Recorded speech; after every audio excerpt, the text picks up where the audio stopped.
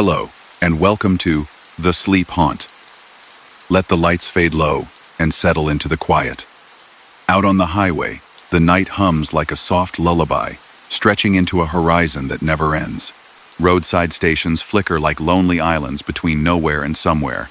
Tonight, we bring you 8 true stories from those places where the dark feels longest tales that don't shout, but stay with you, watching from just beyond the glass.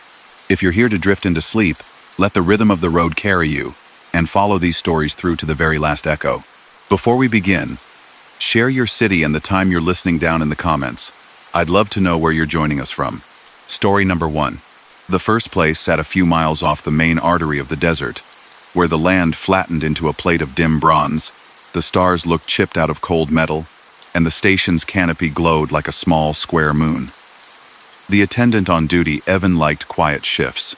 He liked the soft hiss of the cooler, the coffee machine's little sighs, the dusty scent that settled after midnight when the heat finally let go. He had a routine. Lights on under the canopy, back door bolted, register counted twice, radio low on the AM band to keep him company. A handwritten note in the office, taped near the schedule, offered only one unusual instruction. Don't reset pump 4 after midnight. No explanation, no signature. It had been there before he was hired, the ink fading around the tape's crinkled edges. He never thought much about it. Why would anyone need to reset a pump after midnight? The night this began, a mild wind moved the pennants along the roofline. The bell above the door chimed once, soft, as if the wind had touched it. No one entered. On the monitors above the register, the camera angle of the forecourt showed 4 lanes of concrete, empty but for the moths and the pale drape of their wings around the canopy lights. Evan turned up the radio a notch. Weather reports. A whisper of some distant storm that wouldn't touch the desert until next week.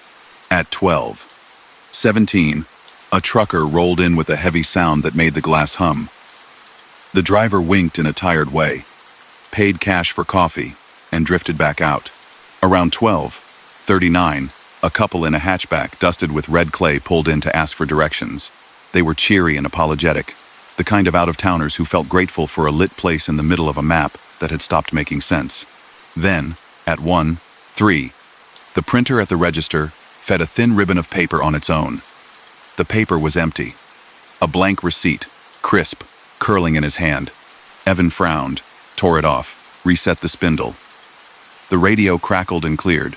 The bell chimed, though the door did not move. He looked at the cameras again, watching the ghostly, green-tinted image of the forecourt. In that monochrome light, his own reflection in the glass opposite him looked late. His movement had a tiny lag, no more than a blink, but once noticed it was hard to ignore. He waved to make sure it was his mind. The reflection waved the beat after. Maybe the monitor was buffering. He laughed once and rubbed his eyes, and the laugh sounded like someone else's. The payphone on the side of the building started ringing then. It hadn't rung in months. He often joked to himself that if it ever did, it would be a wrong number. The sound was steady and patient, like a metronome in an empty room. No one was out there. He could see the booth from where he stood, the shiny coil of the phone cord catching the canopy light. Evan didn't go out. He watched it ring through 2 full cycles. It stopped at the precise moment the radio cleared and fed him a weather alert in a calm voice. An alert about a fog advisory for a coastal city 2 states away. It read the message twice. Then the station returned to static, and then it returned to music. He shook his head, chalked it up to the radio's nocturnal wandering. He wrote the time next to "Don't reset pump 4 after midnight" because it amused him to make a note. 1:12 strange phone call no one made. He felt safer when oddities were written down, pinned in ink to a line that made them smaller. At 1:27, pump 4's display flickered. He saw it on the monitor first, a little square of light pulsing in the lower corner of the screen. The nozzle hung in its bracket.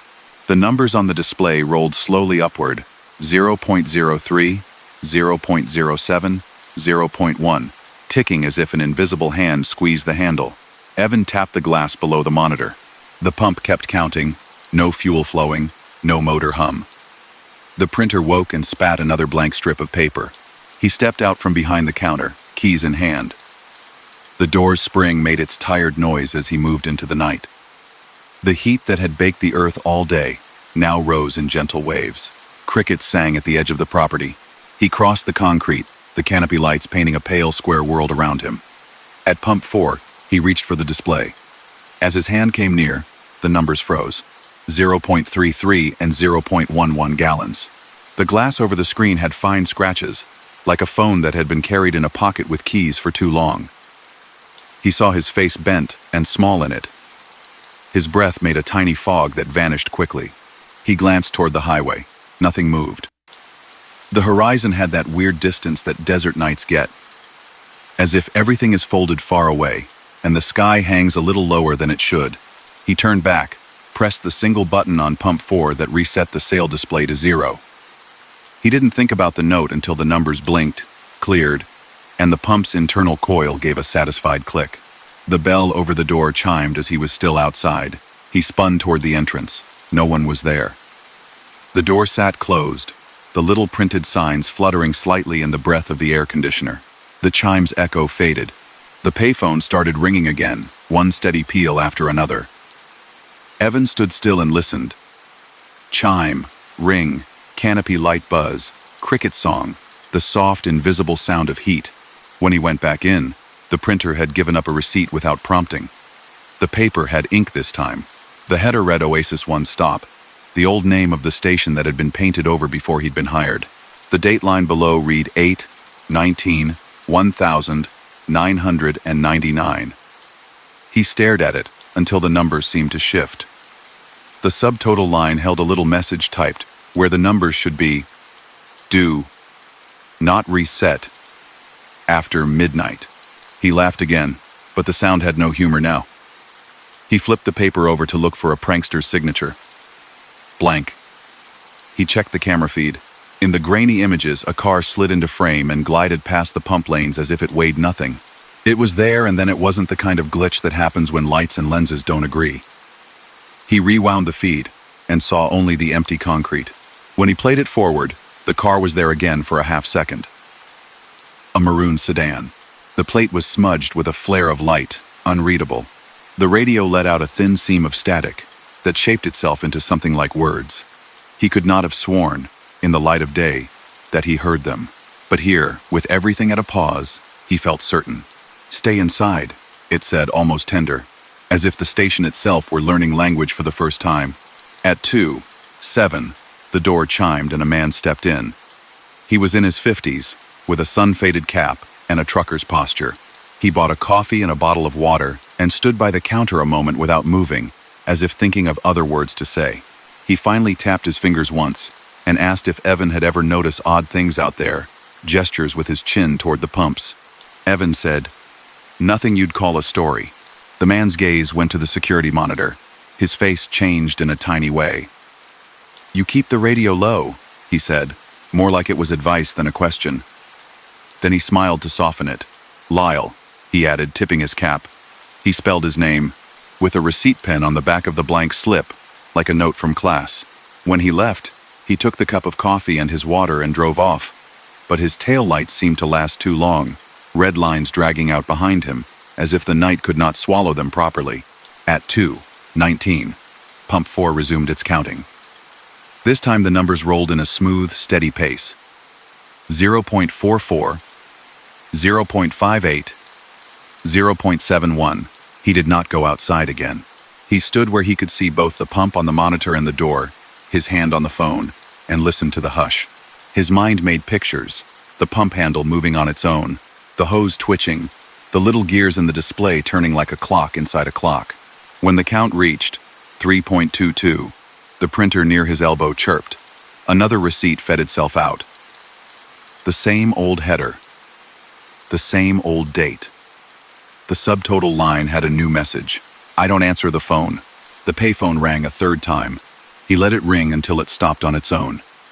When it did, the radio picked up a different weather warning. Now for a city he'd lived in as a kid, flood watch for a neighborhood that had never flooded. The names of streets rolled past like the index of a book lost in a library. He tried to call his manager. The call went straight to voicemail. The recording on the other end sounded warped, lower than it should be, and for a strange second he thought he heard his own voice layered under the manager's. just a syllable in the background, like a floorboard creak in an old house. Don't. At 2:34, a sound came from the stockroom. Not loud, something like a paper bag sighing. He went in, carefully, his hand trailing along the wall, where the light switch had a familiar chipped corner. He found nothing unusual. A box had collapsed its top in the heat, and one corner had crumpled, releasing a breath. He straightened it, flattened the packing list with his palm. He used the fat black marker to write on a bright sticky note. Don't reset pump 4. He placed the note above the office clock. The chime sounded again. A woman in a denim jacket and dust-caked boots came in, eyes red from the road. She smiled tiredly and asked for directions that didn't involve the interstate. She bought a map even though her phone had GPS because she said the paper felt like it kept you tethered. As she left, she paused and looked through the glass, tilting her head in a puzzled way. Do your lights always do that? She asked. He followed her gaze. One of the canopy fixtures had begun to pulse at a slow interval, not a flicker but a dim bloom, as if it were taking careful breaths. He told her the ballast was failing. She nodded, moved on, and did not look back. At 2:49, the monitor changed itself to a split-screen view he never used. In one panel, the forecourt lay empty. In the other, the same scene repeated a second behind. When he touched the keypad to correct it, the panels merged, and he briefly saw a figure moving through the top edge of the frame, just beyond the pumps. The shape had no detail beyond motion. A shoulder, a hand, someone turning. The angle shifted, and the figure was gone. He would later convince himself the camera had captured a moth too close to the lens, magnified into a person by the brain's knack for faces. In that moment, though, his mouth went dry, and his heart clapped once like a book closing. He wrote the time again on the office note. 2:51. Lights breathe, camera lags, don't reset. The routine of writing steadied him. He made coffee he didn't want. He took a half step back from the counter, and then a half step forward to be sure his shadow lay where it should. Through the window, the concrete shone like an empty stage.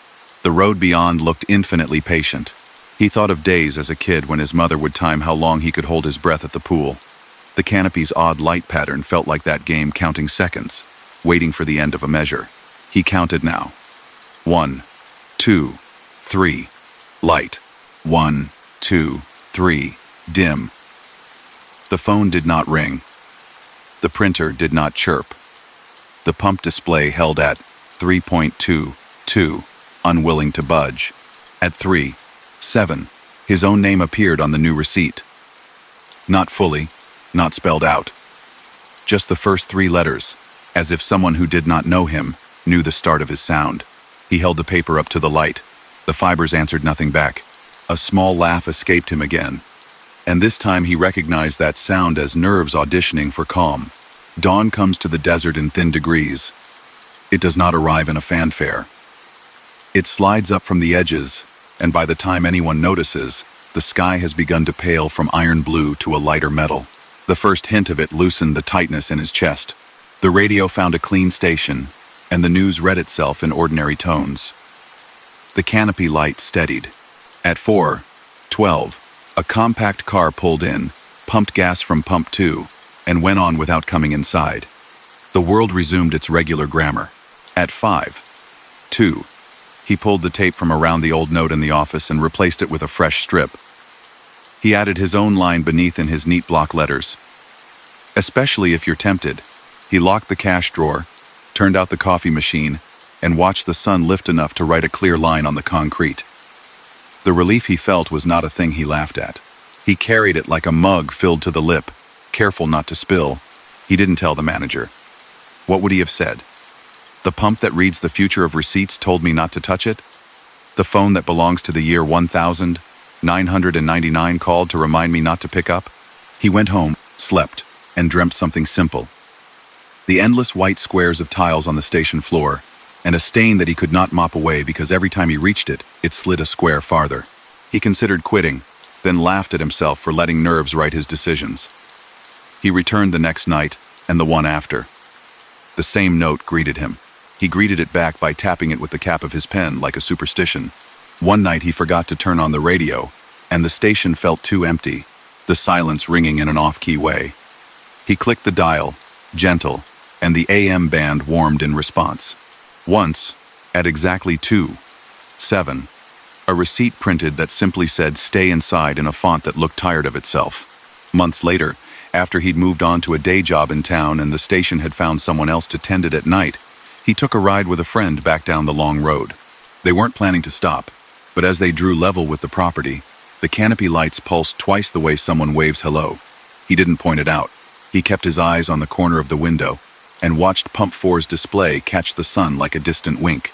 Their car's radio, which wasn't even tuned to a station, whispered a single syllable between static, soft enough he might have imagined it. "Don't." He told himself then that the note had done its work. There are instructions that are less about rules and more about kindness. They keep the shape of the night intact. They prevent the time from folding in on itself and making a pocket where you could get stuck. He found he liked the idea that a place could care enough to learn how to speak, that it might practice through phones and printers and light until its message was simple and unanimous. If anyone else asked for directions in that stretch, he sent them a few miles farther before turning. He told them in the same matter-of-fact tone he used for road conditions and detours that the station out there had hours like a tide, and if you happened to need it after midnight, it would be happy to see you, but only if you followed the easiest rule in the world. Inside is bright. Inside is safe. Inside is where the night stays on the shelf, like a book you can always close. Story number 2. The station sat at the edge of a causeway that pretended it wasn't a bridge. Locals called it the Low Road, and it cut across marsh flat as a plate. 2 lanes of weathered asphalt, raised only a hand's breadth above cattails and dark water. In summer, the air smelled of warm mud and sweet grass. In winter, the fog arrived by the mile, soft as wool and thick enough to shape headlights into halos. The canopy lights at the station turned the mist into sheets of pale cloth that drifted and folded and never settled. On most nights, it was easy work. Lila knew the regulars, the wildlife officer who bought sunflower seeds, the night baker whose van always carried the scent of cinnamon, the 2 brothers who ran a bait shop and argued quietly about everything from weather to where the moon would be tomorrow. She liked the rhythm of it. She liked counting out the drawer, turning the sign to the inside of the glass where open felt like a promise kept from the brighter hours. She liked the way the marsh was honest about its noises. Frogs with metronome patience, water birds shifting like old hinges, the distant rush of unseen currents under the reeds. The station had a tide chart pinned behind the register, a faded printout stapled in place by someone long ago. Nobody had the heart to take it down, even though there was no tide worth charting this far inland. The chart's blue grid and numbers were as familiar to Lila as the rack of maps. She thought of it as a joke the building told on itself, like a cap it wore to make company. On the night that began the strange run of weeks, fog rolled in early. By 9, the world shrank to the bend of the causeway and the soft box of the forecourt. The price board clicked once, and the digits brightened a fraction, like a sign clearing its throat. Lila turned the radio low to a station that played old songs, the kind with choruses that learned themselves. She brewed fresh coffee and set out the little tray with powdered sugar packets and the tiny stir sticks that snapped if you weren't gentle. At 9:36, a sedan came off the low road, moving carefully, its taillights glowing like embers. The driver, a woman with a scarf twisted around her neck, came in with both hands around her purse as if it were a small animal. She smiled in that relieved way people smile when the fog has made their world small and a patch of light appears in it. She bought gas and a bottle of water, then asked out of nowhere if the ferry ran this late. Lila told her there was no ferry. There hadn't been for decades. The woman looked down at the counter, then up at Lila, then back at the fog framed in the door. "I used to ride it," she said, "when I was little. From the blue pier to the brick pier. My father let me hold the ticket." She laughed at herself, apologized, and shook off the notion with a tight gesture. People do when their mind reaches for an old story in a new place. As she left, Lila noticed a faint brittle crust along the wallet's zipper, a line of pale salt like she'd pocketed it after walking along a winter beach. A delivery truck pulled in at 10, tires whispering. Sam, lean and cheerful from long miles, dragged 2 crates of bottled tea inside. He shrugged at the fog and told her the causeway was wearing its best coat. "Don't miss that turn by the boat ramp," he joked. pointing somewhere out into the white. Lila smiled and said there had never been a boat ramp there. Sam frowned in an absent way that said he might argue if he weren't already late, then waved and went out into the lighted square, disappearing as if he'd opened a door that only he could see. At 10:52, the electricity dipped. Not a full outage, more like a breath taken and held. The canopy lights dimmed, then brightened. The soda fridge warbled. The radio thinned. When everything resumed, the time on the register advanced by 1 minute, and the tide chart behind the counter, stapled flat for years, had one corner curled up, as if a damp breeze had lifted it and then let go. Lila pressed the corner back. The paper was cool, and for a second it felt like a postcard pulled from a friend's mailbox in winter. The restroom key at the station was tethered to a hubcap, the kind with a dent that kept it from rolling away. People smiled when Lila slid the silver disc across the counter. It had a satisfying weight, and the keychain had acquired a faint local fame. When the young man in the plaid jacket asked for it just before 11, she pushed it to him, and then waited for the usual clink of metal on the return. It took longer than it should have. When he came back, he looked as if he'd forgotten a line and was trying to recall it. He thanked her, handed the hubcap back. It was cool to the touch and left a crescent of moisture on the counter like a tide line. Lila wiped it with a napkin, which picked up a fine grit, not dirt but something softer, something like crushed shell. She turned the napkin over, as if it could tell her a story about where it had been. At 11:30, the wildlife officer came in. He bought sunflower seeds and a hot chocolate, and asked if she'd heard the horn. Lila hadn't. He shrugged, said it sounded like the storm sirens they used to test on the first Wednesday each month at noon, only this was a single note, and far away. Probably the paper mill downriver, he said, not quite believing himself. The radio played a song that mentioned a lighthouse. It made a background chorus with the frogs. The fog pressed itself gently to the glass, as if listening. Around midnight, the map rack whispered.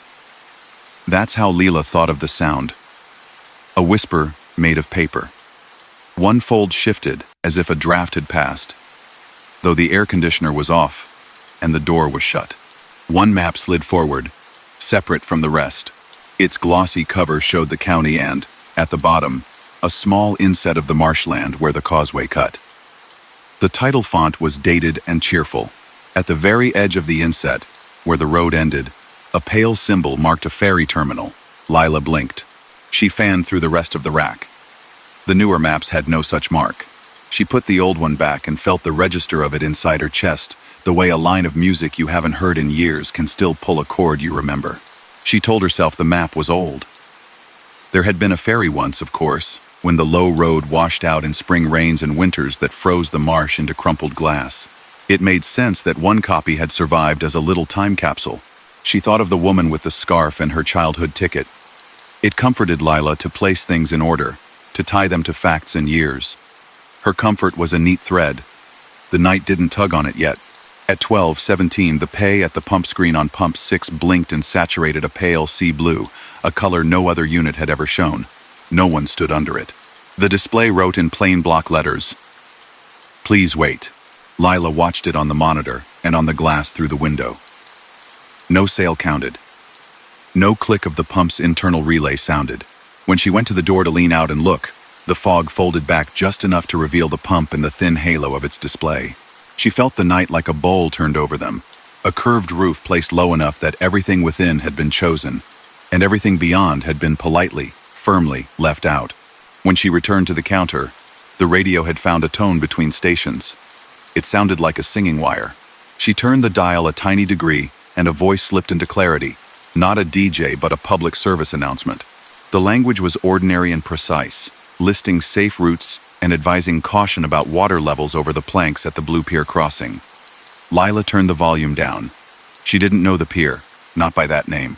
The list of side roads sounded like cousins of roads she did know, letters rearranged slightly. The voice concluded with the motto of a county from 2 states away.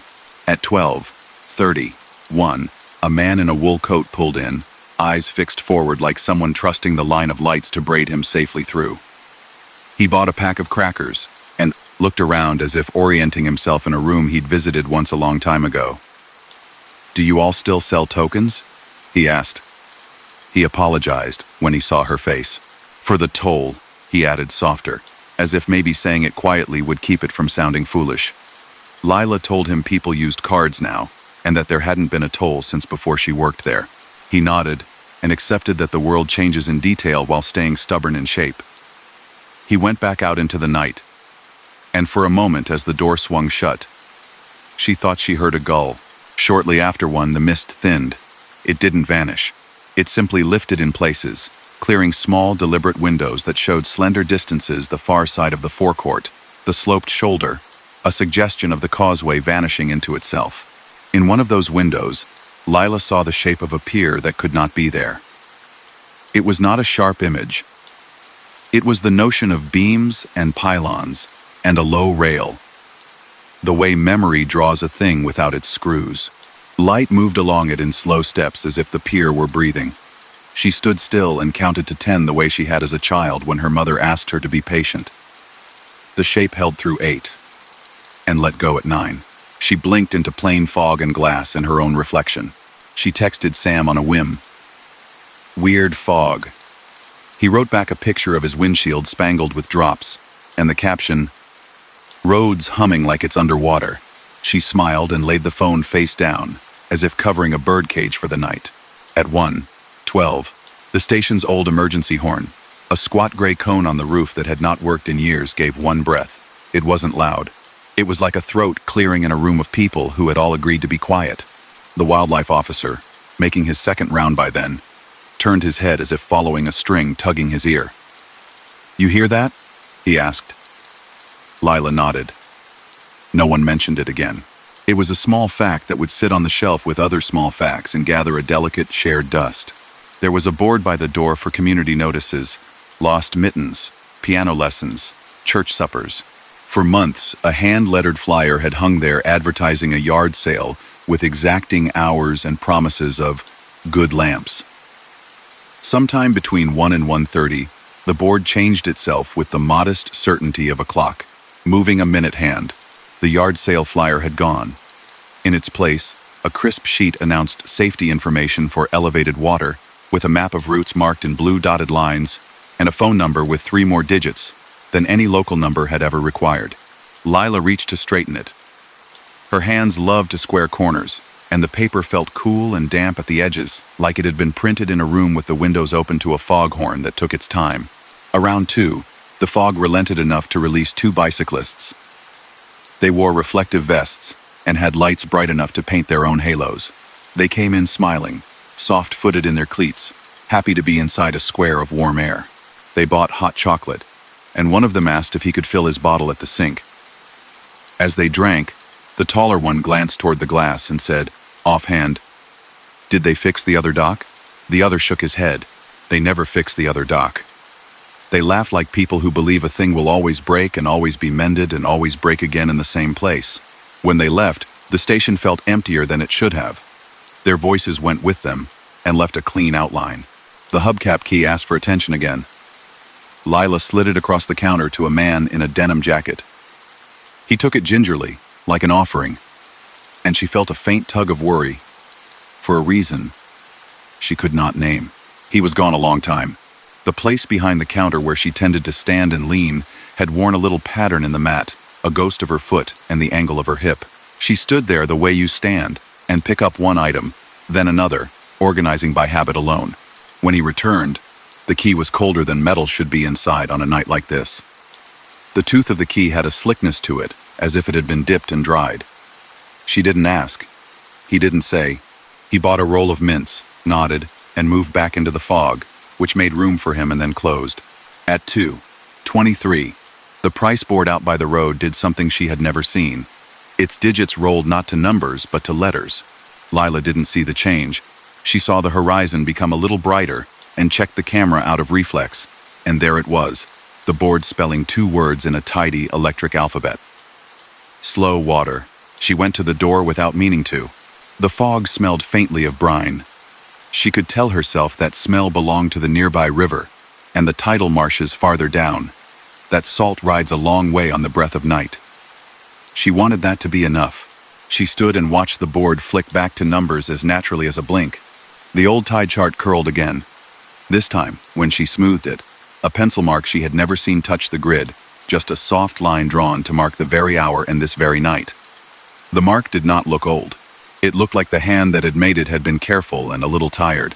She traced it with her finger because sometimes that is the only ritual that makes sense, the way a person touches the names carved in a bench or the shape of a letter in an old book. A few minutes later, a sedan eased into the first bay and stopped. The driver didn't open the door. He sat with both hands on the wheel. The radio in the car played a slow song, a guitar, and a voice. A second passed, then the car rolled forward and left without taking fuel. On the counter, one of the charity jars chimed. It had not been moved. The coins inside had settled and resettled with a sound like pebbles in a jar carried down a wooden pier. By 3, the fog had thinned to a garden of low clouds. The marsh spoke again. Frogs, birds, a distant splash that said a fish had changed its mind about the surface. A truck came through and the driver waved without stopping. Lila felt the night shift from being a room full of listeners to being a porch where the dawn was about to come sit. The radio found its station. The DJ said the name of the town with the comfortable emphasis of a person who has said it for years. The price board stayed on numbers. When she finally turned the lock at the back for her brake and stood in the doorway behind the stockroom, she could hear the water deep under the reeds making a sound like someone flipping through a thick book. She thought of the ferry and of all the people who had asked about it that night, as if they'd been told to carry a question until someone could hold it for them and rest.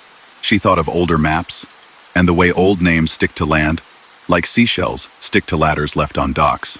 She didn't tell anyone. How would she say it? The station had chosen to be more than a station for one long stretch of fog, and it had done it with a politeness that made it easy to love. She took the damp flyer down and, after her shift, carried it home between 2 pieces of cardboard. It dried without curling. The blue dotted lines paled a little, as if exhausted from their brief work. She pinned it to a corkboard in her apartment, next to a photo of the marsh at noon and the recipe for her grandmother's lemon bars. It didn't ask to be explained. It just hung there and looked like a map of caution at the edge of sleep. After that, on fog nights, she lit the little lantern the owners kept below the counter for outages and set it in the window facing the causeway. She didn't tell them. They would have said it was a fire hazard. She set it far from anything and watched the mild flame leave a warm thumbprint on the glass. Nobody commented. The light sat there like a word spoken softly in a room where people agree to speak softly. A driver or two would slow as they passed, not to come in, just to slide by with a little more care, as if they had read a sign.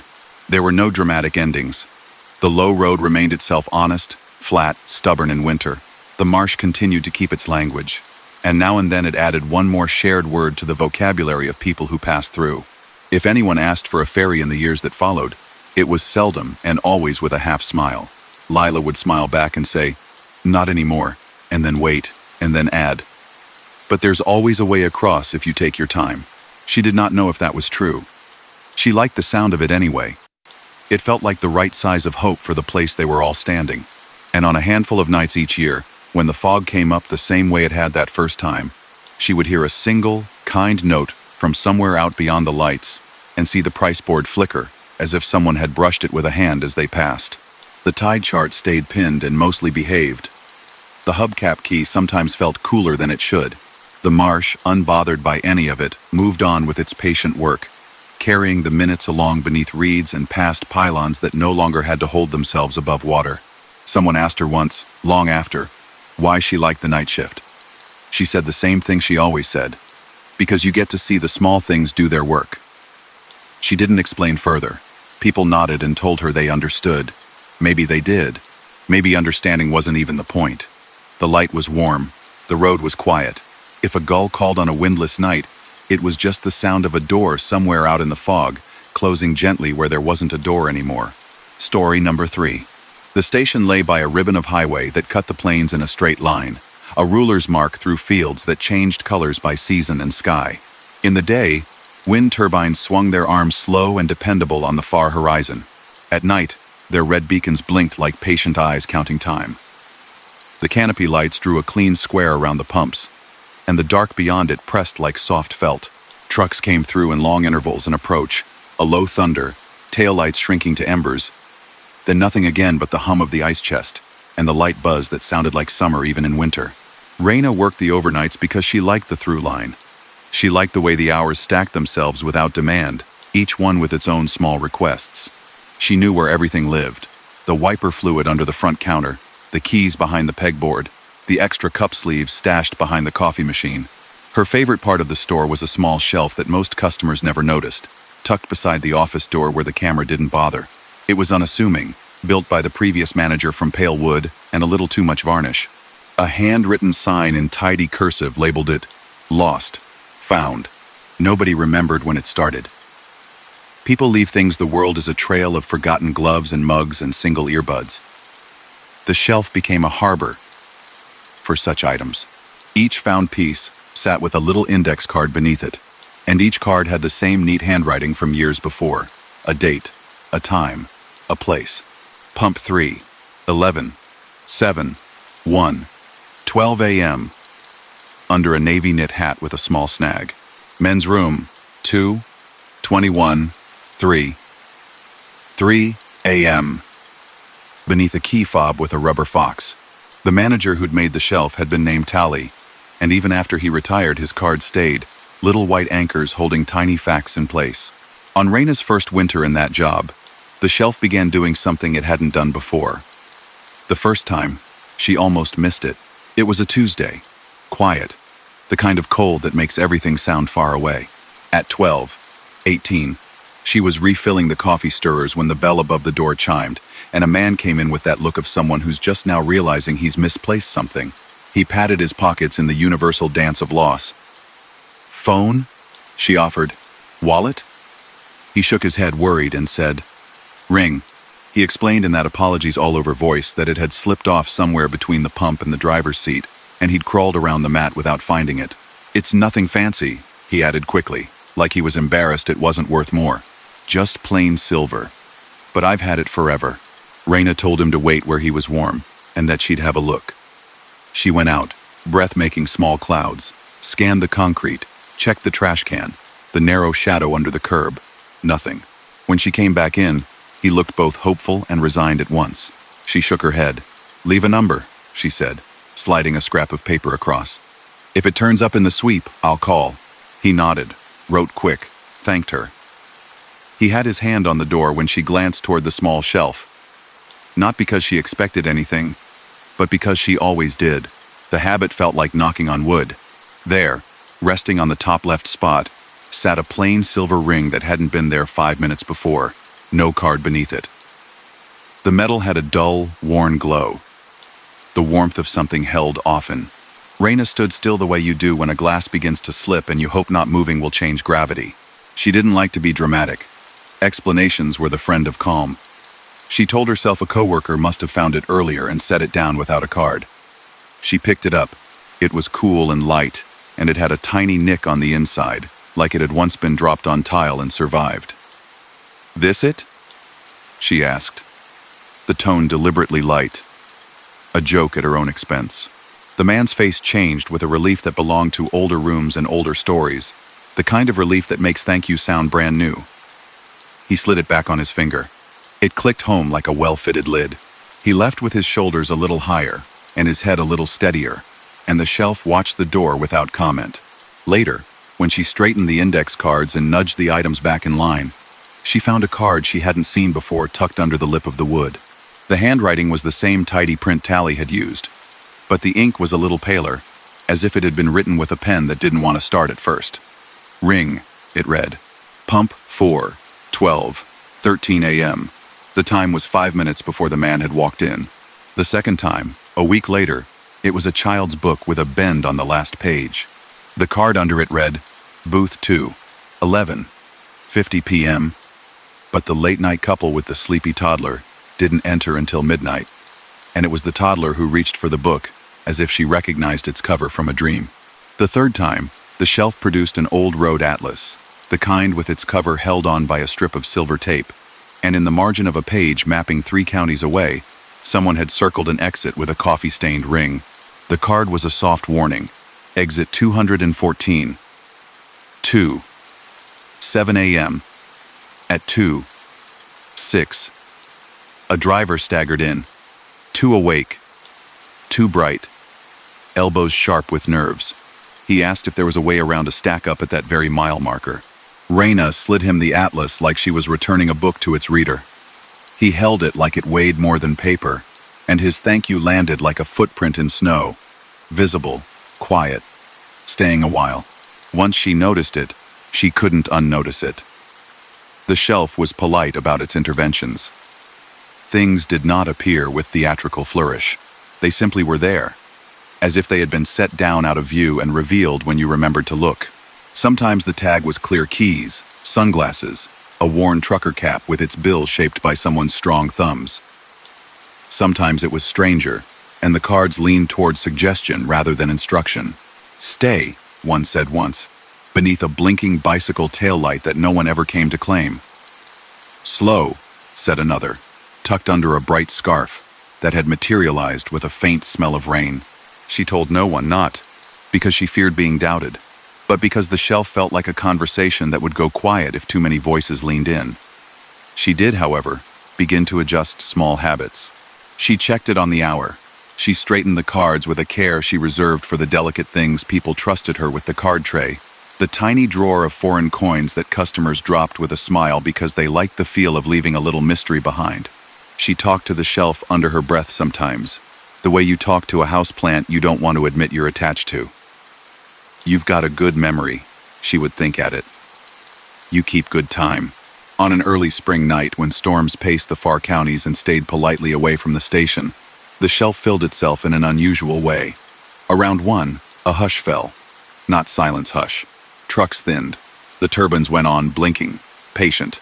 A low dust shimmered at the edge of the lot. A weather trick that made the world look like a painting not quite dry. That's when the objects came. First, a motel key, the old kind on a hexagonal tag, the number pressed into it in white letters, 14.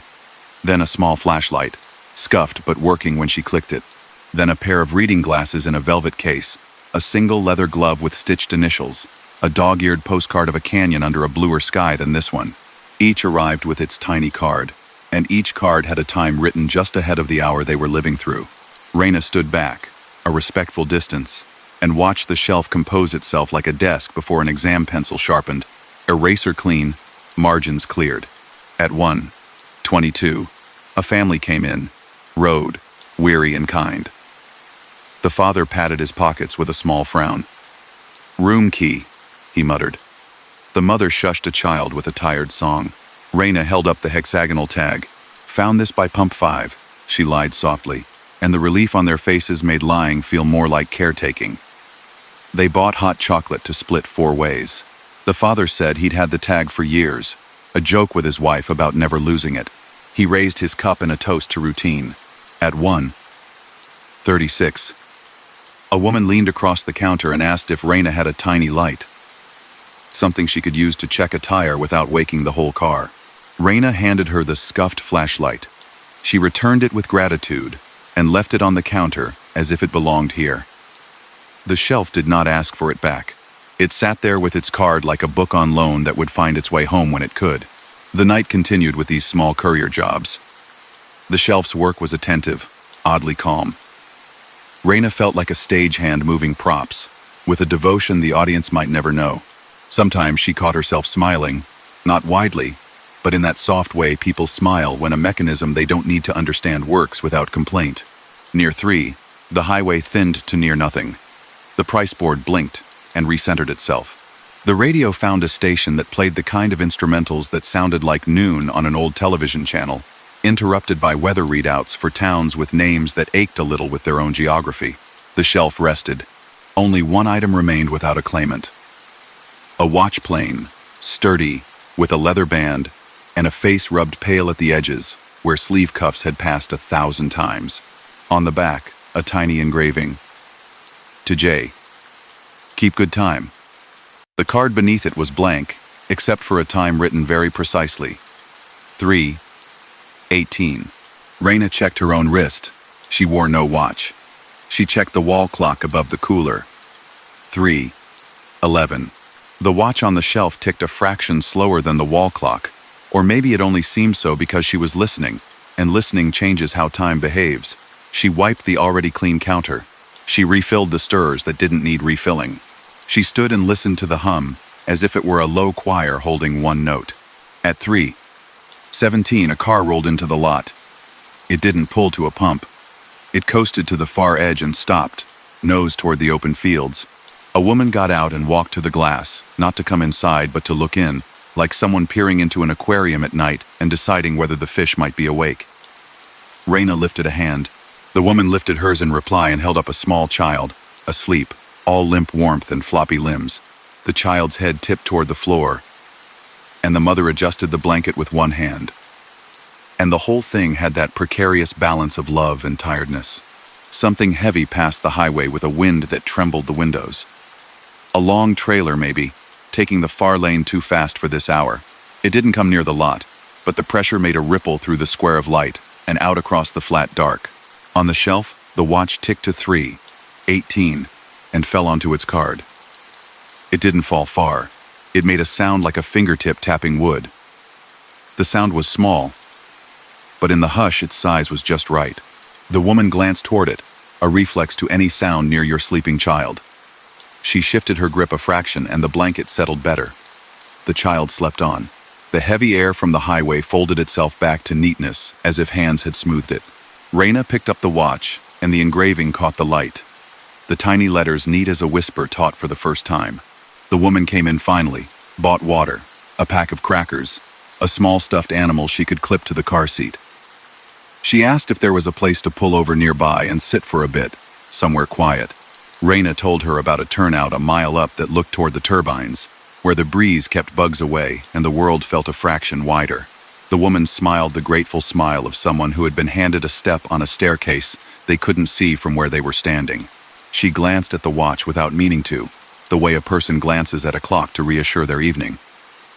She didn't ask about it. Raina didn't offer it. Some things are not for keeping. When the door shut softly behind them, Raina set the watch back on its card. The second hand smoothed its way to the next minute, in that pleasant, stubborn way machines have when they like their work. She wrote 3:18 on the card, because even though it was already there, the act of tracing the ink made her feel like a collaborator rather than a witness. After that night, she tested the shelf once. Not out of doubt, but out of curiosity of the sort that bends like a reed in wind rather than snapping.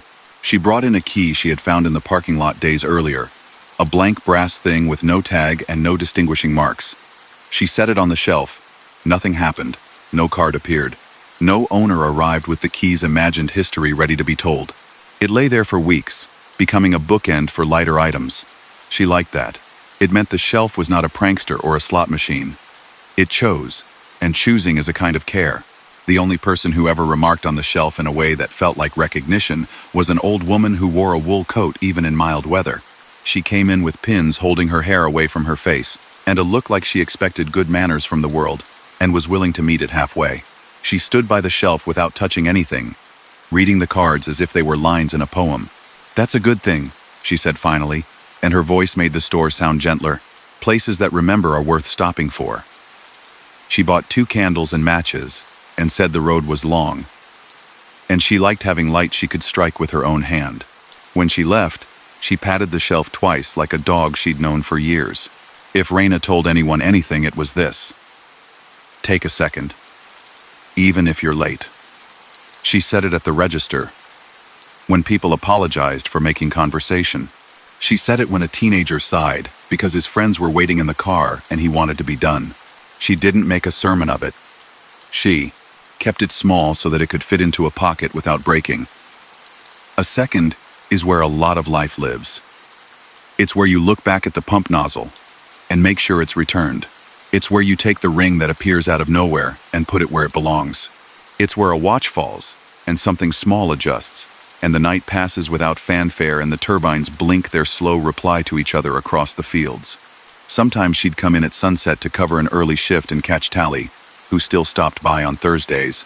Sitting by the coffee machine looking at his own handwriting as if it belonged to a friend, he was pleased to see doing well. "Kept the cards," he'd say in the exact pleased tone of someone admiring a well-tended garden. He never asked how many items found their way home. He seemed to trust the idea more than the numbers. In the years that followed, a few things accumulated that never found a match. The bicycle light. The velvet glasses case after the lenses rejoined their reader. But the case felt more at home here. A handkerchief with an embroidered oak leaf. The watch stayed. Raina didn't wear it. The engraving felt like a promise she hadn't been given to keep. It ticked when it wanted to, and rested when it had done enough for the night. Sometimes at 3:18 exactly, whether or not anyone was there to witness, it would click just loud enough to feel like a note in a song only the shelves knew. On a night when rain moved in a clear line across the plains and made the asphalt shine like a careful mirror, a postcard appeared on the shelf. It was blank on the back and showed a painting of a gas station that looked nothing like theirs, and exactly like every station at once. Pumps under a bright canopy. A road. A night. A figure with a hat in the window. A rectangle of warm light. There was no card beneath it. There was no time on its face. Raina left it. It made the shelf look like a mantle. A week later, someone took it and left a smooth stone in its place. She laughed when she found the trade in the morning. The stone was the kind children pick up because they feel good in the palm. She put it on top of the index cards to hold them down when the door made a draft. It stayed. The station never became more than a station. That was its grace. It sold fuel and coffee and air for tires that forgot their shape for a while. The wind traced its old roots. The turbines blinked their patient code. The lost, found shelf kept its vocabulary. Small objects and smaller instructions. Times written with care. People came and mislaid things and found things and said thank you. Sometimes they said it twice, as if the second one traveled farther and could do a little more work. And when the bell chimed at odd hours and no one came in right away, Raina would glance at the shelf and the shelf would glance back. And between them, they would keep the minutes neat, and everyone who passed through would keep better time than they knew. Story number 4. The station sat between a switchback and a one-lane timber bridge, where the mountain thinned to a ledge and the river narrowed to a fast silver thread. Pines climbed the slope like a dark audience. The canopy lights threw a square of warmth against the cold. In clear weather, the stars looked close enough to collect. In bad weather, the fog slid down from the pass and turned the world into a room lined in wool. Noor worked nights there because the quiet had seams she liked to trace. She knew the sounds in their order: the soda cooler's hum, the coffee machine's gentle sigh, the little clack of the price sign out by the road when the temperature changed and the plastic flexed. She knew the bridge's language too. The planks talked when big trucks crossed. The bolts in the guardrail pinged when it went from warm to cold too fast. The river kept time. There was a ledger under the counter. Not a binder, not something the company sent. A book. Thick paper. Faded blue lines. A cloth spine that had once been green. Edna, the woman who trained her, said it came with the building, the way some timbers do. Edna had written in it for years. She logged the weather. She logged the first and last truck each night. She logged when the county plow came and when the plow did not. She wrote tidy notes in the margins. Courtesy to the bridge, she'd said. People read. They remember. On the first page, Noor worked. She added her own neat line. 3 p.m. Clear. One light car eastbound. Grateful. She liked the feeling. It was like tying a knot you knew wouldn't slip. The bridge mattered because it was only one lane and a little longer than it looked. Drivers in a hurry thought they could see the far side when they couldn't. The station had a courtesy light fixed out by the approach, a slow amber that Noor could switch on from the counter. It wasn't an order. It was a suggestion. Wait here. Someone's coming. The county approved it with a nod years ago. The station became a small lighthouse for wheels. Just after midnight on a frost-bitten night in late autumn, the ledger changed its work. Noor wrote the weather, then listened to the forest settle. It had that quiet that follows a warm day when cold air slides into the low places and tells the insects to rest. The highway scanner crackled with distant counties, then went still. The coffee smell got into her scarf. She checked the screens that pointed at the bridge ends. Nothing moved. She turned a page back to read the way Edna wrote. A line caught her eye not because of the words but because of the ink it had paled in a way that meant time had done its work. 11 a.m. fog. Let the school bus go first. Noor smiled.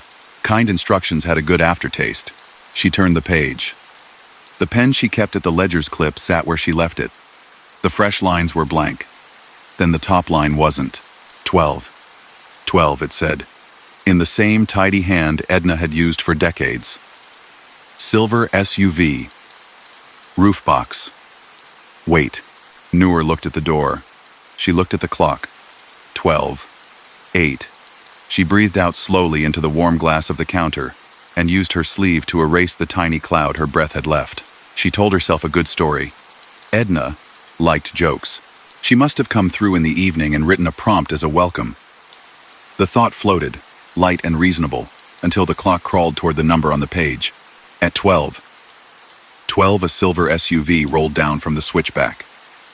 It carried a low roof box, strapped snug. Mud flared up the sides from a road that was a memory now. Something somewhere lower on the mountain. The driver stopped in the square of light and looked at the bridge's approach. The far end was a dark mouth. He glanced toward the store. Noor lifted a hand, then pointed to the courtesy light switch and flipped it on. The amber glowed like a beehive through the fog. The SUV idled and waited.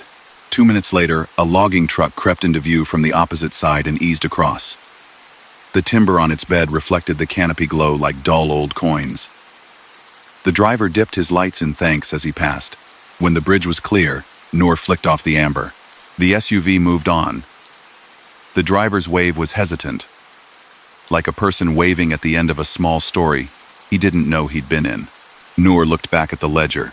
Her heartbeat had found a sharper metronome. Under the first line, a second had appeared. 12.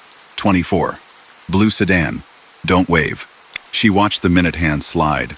She watched the screen in the corner that showed the approach. A gray tunnel fed by fog. A blue sedan pulled into the lot and stopped so the driver could see what he couldn't past the guardrail. Noor caught his eye. He lifted his hand in a universal, "Is it my turn?" She shook her head and tapped the amber switch again. The light breathed its warning over the asphalt. Somewhere down in the dark, where the river leapt the last stones before bending past the old mill foundation, a sound carried up. A low rush laid over the river's normal talk. A pickup appeared from the far end with a trailer behind it, and a boat snug on the trailer. The pickup took the center of the board slow, and the trailer hummed where its tires ran over the planks. The blue sedan waited without complaint, then made its way across, the driver giving that small apology smile people give when they've almost stepped into someone in a doorway. Noor ran a thumb along the ledger's page. The paper felt normal. The ink did not smear. The smell of it was just paper, and a little glue, and her own pen's faint ghost of black. She wrote one small word under the line, "Noted." She didn't mention the ledger to anyone the next day. People had their own mountains to keep and their own bridges to mind. She came back the night after, because the mountain strings nights together the way the river strings beads of light, and the book waited under the counter, and the pines held their black posture, and the canopy lifted its warm square like a lantern in an old story. The book wrote again. 1. 3. Do not wave the white coupe. It isn't there yet. She smiled in spite of herself. The phrasing felt like Edna no-nonsense with just enough gentleness to make the rule go down easier. At 1. 3. A white coupe showed itself at the turn. The kind of clean line that meant someone loved it too much to let it live an ordinary life. Noor flipped the amber on and held up one finger. Wait. The driver nodded and sat, the engine idling even in the cold with a purr that sounded engineered for people who like to close their eyes when they listen. The far end of the bridge stayed empty. The screen that watched it showed mist and the suggestion of rails. The river talked like paper being slowly folded.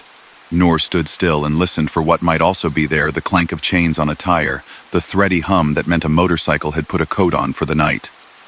The white coupe waited. 2 minutes passed. She kept the amber lit. When the far end did brighten, it didn't brighten with headlights. The fog itself lifted in a pocket and then settled, and in that open space, Noor saw the wet shine on the boards and the slick trick of ice forming where spray from the river sometimes kissed the planks on cold nights. The pocket of fog closed. Then, from the switchback behind her, the low grinder of a power company truck sounded, the kind of heavy rig that moves tall ladders and careful men. It rolled into the opening, and the white coupe stayed put.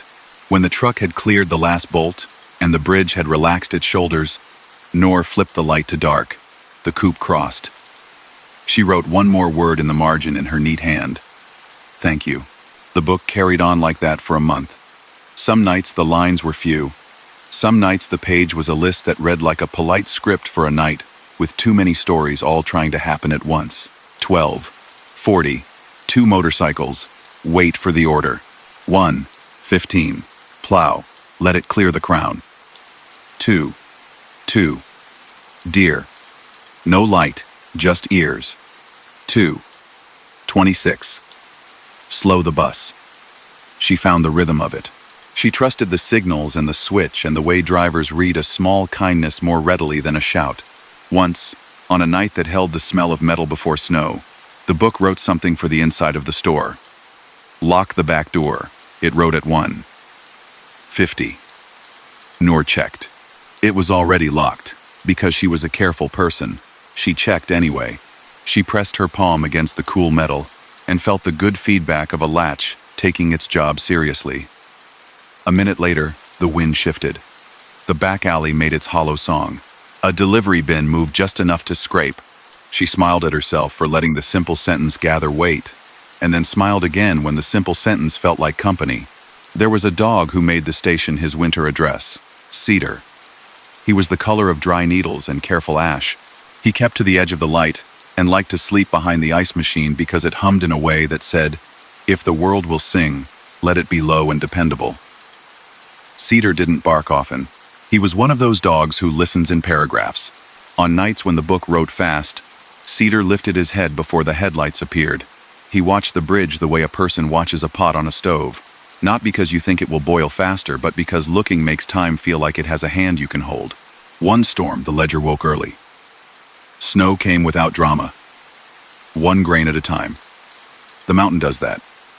It lays down its white, the way a baker dusts flour on a board. A line wrote itself on the hour, and then another, at 10 past, 12, 0, close. 3, 7, open. Noor read it twice, then 3 times. She stepped to the door and looked out. Flakes thickened. The top rail of the bridge took on a lace of white that rounded its corners. She flicked the amber to a steady pulse and put a cone in the lane with a small sign she kept for days like this.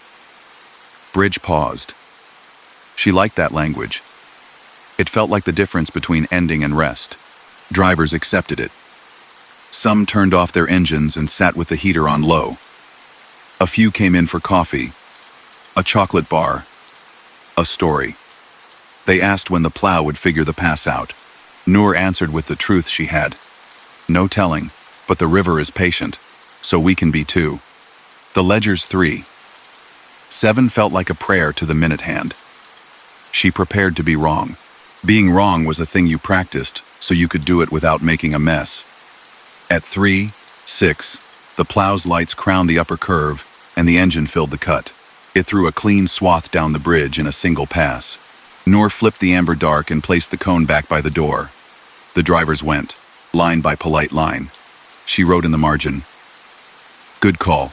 The strangest entry came on a narrow night between holidays, when the air had the brittle clarity that makes voices carry and stars sharpen. The book made a small request. 2, 40, 1. Walk the cones. Pick the green. Noor kept a line of orange cones to guide people in when ice hid the edge of the lot. This was not work for 2, 40, 1. But she took her coat off the back of the office chair anyway and stepped into the cold. Cedar got up and followed at his own calm speed. The cones stood in their neat row along the east edge. The canopy light made them burn a soft rust color.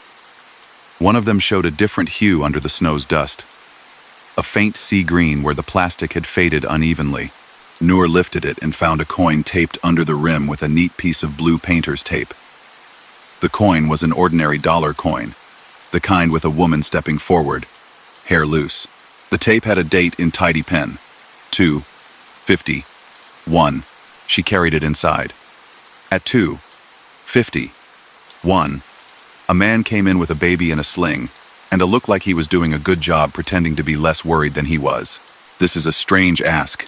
he said, and the baby sighed the way tired babies sigh, which is like a small bell laid on a soft cloth. But do you have a coin? The laundry at the inn won't take bills and the desk closed early and we... He stopped apologizing because he saw her face, and saw the coin, and saw that life sometimes steps to meet you one small stride at a time. Noor slid it to him with a little nod. He lifted the carrier's shoulder strap the way people lift themselves through doors. He thanked her, twice. She could have told someone then. A friend. The morning clerk. Edna, on her porch phone, the sound of a kettle in the background. She didn't. It wasn't a secret. It was a quiet thing. Quiet things don't like to be held under bright light for too long. They whiten and crumple at the edges like paper left too close to a heater. One early spring night, the book didn't write at all. It sat with its pages open and watched her write the weather and her tide of small notes. The bridge handled a funeral's worth of cars and a wedding's worth of laughter without needing her light. Cedar slept with his nose tucked under his tail. Noor thought maybe that was the end of the odd season. She imagined returning the book to being only a place to tally candy and logs and weather. She imagined the bridge unchanged by anything that had happened beyond people being nicer when given permission. Then, just before dawn, one line wrote itself in faint ink that seemed to have to try a little to be seen. 4:12.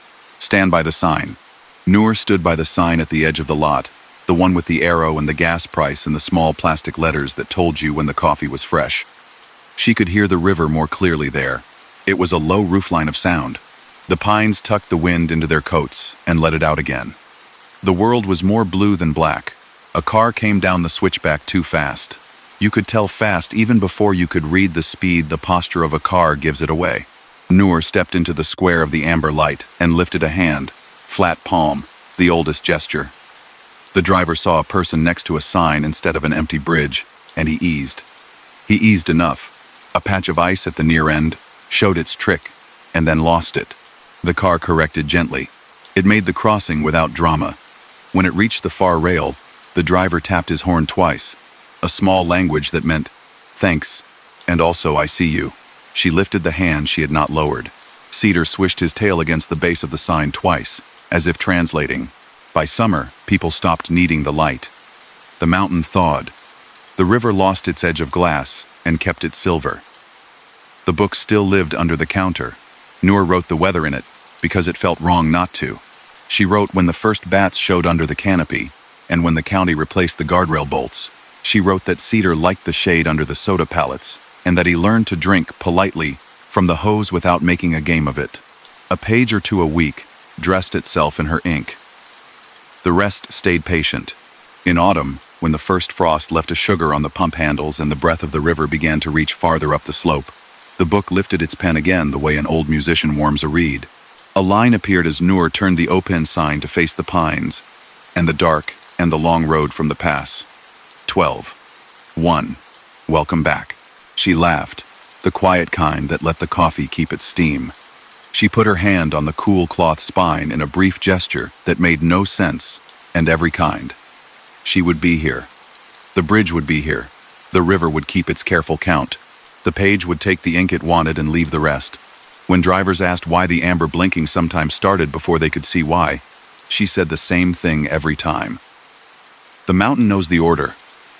We're just helping it keep it. Story number 5. The station had been poured across what used to be a straight run of track. That was long before the franchise, before the bright canopy, before the soda fridge learned to hum like a far-off choir. If you stood in the right place in the forecourt, you could see the old right-of-way as a slightly darker seam of asphalt that cut straight through the pump lanes and under the road sign, where the price digits clicked from time to time. Someone had mounted a small metal plaque by the dumpster, easy to miss, that read Eastfield Line 1901, 1964. People didn't stop to read plaques at night. They stopped for fuel and coffee, and the thin comfort of bright light in a wide dark. Maya worked the overnight because she liked the measured quiet.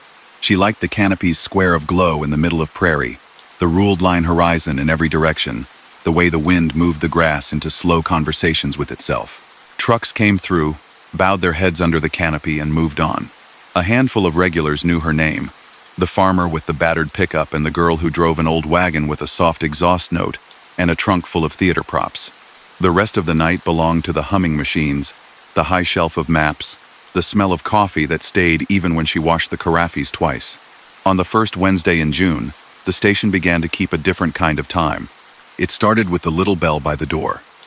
The bell was new, just a round chime that clicked when the door opened, but on that night at 1:13 it rang, without the door moving. It didn't clang like a metal bell. It sang a single bright note. Maya looked up from counting singles and saw her own reflection in the glass answer a fraction late. She told herself the glass had flexed. Wind could do that out here. Wind could do anything. The bottles in the cooler rattled softly then, the way they do when a truck rolls past on the highway and the vibration travels through the ground. No truck rolled past. The floor beneath her shoes trembled with a patience that made her skin think of something heavy passing far away and deep. The open sign's red letters flicked once, in rhythm with nothing, then held. She glanced through the window at the darker seam in the asphalt, the memory line where track had lived. For a breath, she thought she'd seen light move along it, a narrow red that wasn't from taillights, not a car's blink, but something older, the idea of a warning light moving through air that had not expected to hold one. She didn't name it. She just listened. A long, low sound moved over the fields. It wasn't loud. It was a sound built for distance more than volume. It came from nowhere and everywhere. A single note stretched like wire, a horn without malice that still asked you to step aside and let something larger have its right of way. Maya felt the back of her neck grow cool. She flipped the switch for the floodlights by habit, the ones that cast an extra wash of glow along the lot's edge. She reached for the rack of orange cones they used when a pump went down. She set two along the darker seam without looking like she knew why. She pressed her palm to the counter to make sure it was still here. Still solid. Then she waited, because sometimes waiting is the only useful thing a person can do. A car pulled in at 1:16. A sedan with little rental tag stickers. The driver leaned forward, as if that would make the world come into focus. He turned toward pump 3, then paused when he saw the cones. Maya stepped to the door and lifted one hand. "Wait a second," she motioned, and though there were no words, the man nodded like he'd been given an instruction he wanted to receive. Saturday. The car idled. The headlights painted the cones in warm white. The bell of the door rang again, unprompted, a polite note. Under the canopy, the old seam darkened, then seemed to deepen not as if a hole opened, but as if a memory was taking a breath. There were no rails. There was a line that wanted to be one. Light moved along it again, low and cautious, and the tremor in the floor rolled steady, then eased. The bottles settled. The horn faded as if the air itself were letting go. Maya breathed out. The world was itself again. She moved the cones back to the rack, and the sedan slid to pump 3 and began to take fuel. The driver's face was a question bent into relief. When he came in to pay, he said, "Do you get freight through here?" He laughed at himself immediately. He glanced toward the seam. "I must be more tired than I think."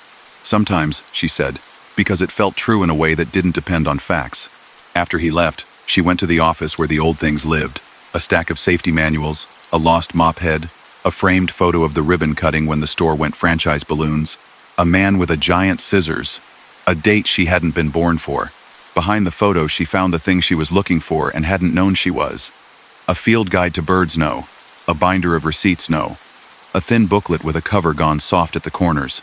Eastfield line timetable, it said, and the year in small letters, 1959.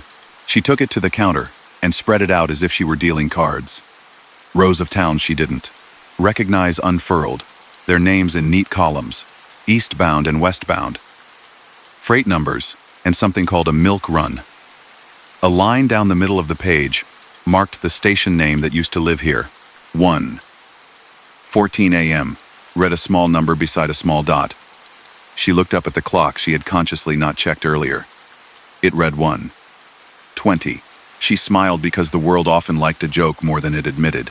The next night, she set the cones near the rack ahead of time. It was Friday. Trucks came more steadily.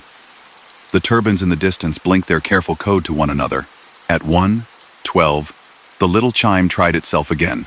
The cooler bottles gave their small chorus. The floor hummed the way a cat on a lap hums. Maya took her cones and set them along the seam. A couple in a pickup rolled in, saw her lifting a hand, took the nearest pump, and waited with the engine off, windows open, the radio whispering a song from decades ago, like it remembered how to be new. The horn came again, a little clearer, the note climbing just so at the end like a person practicing exactly enough to keep the song in key. A flicker of red moved over the glass of the door, not a car. Not the open sign's steady glow, something that wanted to be the ghost of a crossing arm. It passed. The hum lifted. The pickup's driver drew in a breath like he'd been holding one without realizing. "I used to live by a line," he said to no one in particular. "Out by Goose Hill. The one, 10 would pass just when I took the dog out." He learned it. If I was late, he'd stand there and look down the track like I'd kept him from greeting someone. Maya turned the thin booklet toward herself and penciled a dot next to the middle column. She was not a person given to easy conclusions, but she knew when a pattern asked to be noticed. She wrote the time in the corner of a receipt and tucked it under the bird figurine someone had left and never claimed. She kept her hand out of sight, because sometimes it's better when this kind of attention looks like tidying rather than worship. Over the next week, the nights stitched themselves to a delicate timetable. 1. 14 most nights. Adrift to 1. 17 one night, when wind came hard. A beat earlier, when the air sat still as glass. Maya took to standing with the cones at 5 past the hour, moving them out with a steady calm that told people this was not an emergency, this was just a thing that happened and we all knew how to be in it together. She didn't have to explain. People are good at reading the room when the room has clear lines. Once, a man in a long van edged forward, as if his momentum owned him more than he owned it. She stepped out of the door and put her palm up. He stopped. He started to say, "What's the..." and the horn laid a stripe through the air that made the remainder of his sentence unnecessary. He sat back and let the cone and the seam and the square of light make a small boundary around his choice. When the tremor eased, he lifted his hand in a gesture that had apology and thank you braided up tight. An old man with a walker came in one night and looked right at the floor, and then at the timetable spread on the counter and said, "You get the 301. It wasn't a question. He traced a line on the page with a finger that shook not from age but from memory. "I used to count the cars," he said. "I knew when it was long by the way the kitchen glasses ticked in the cupboard."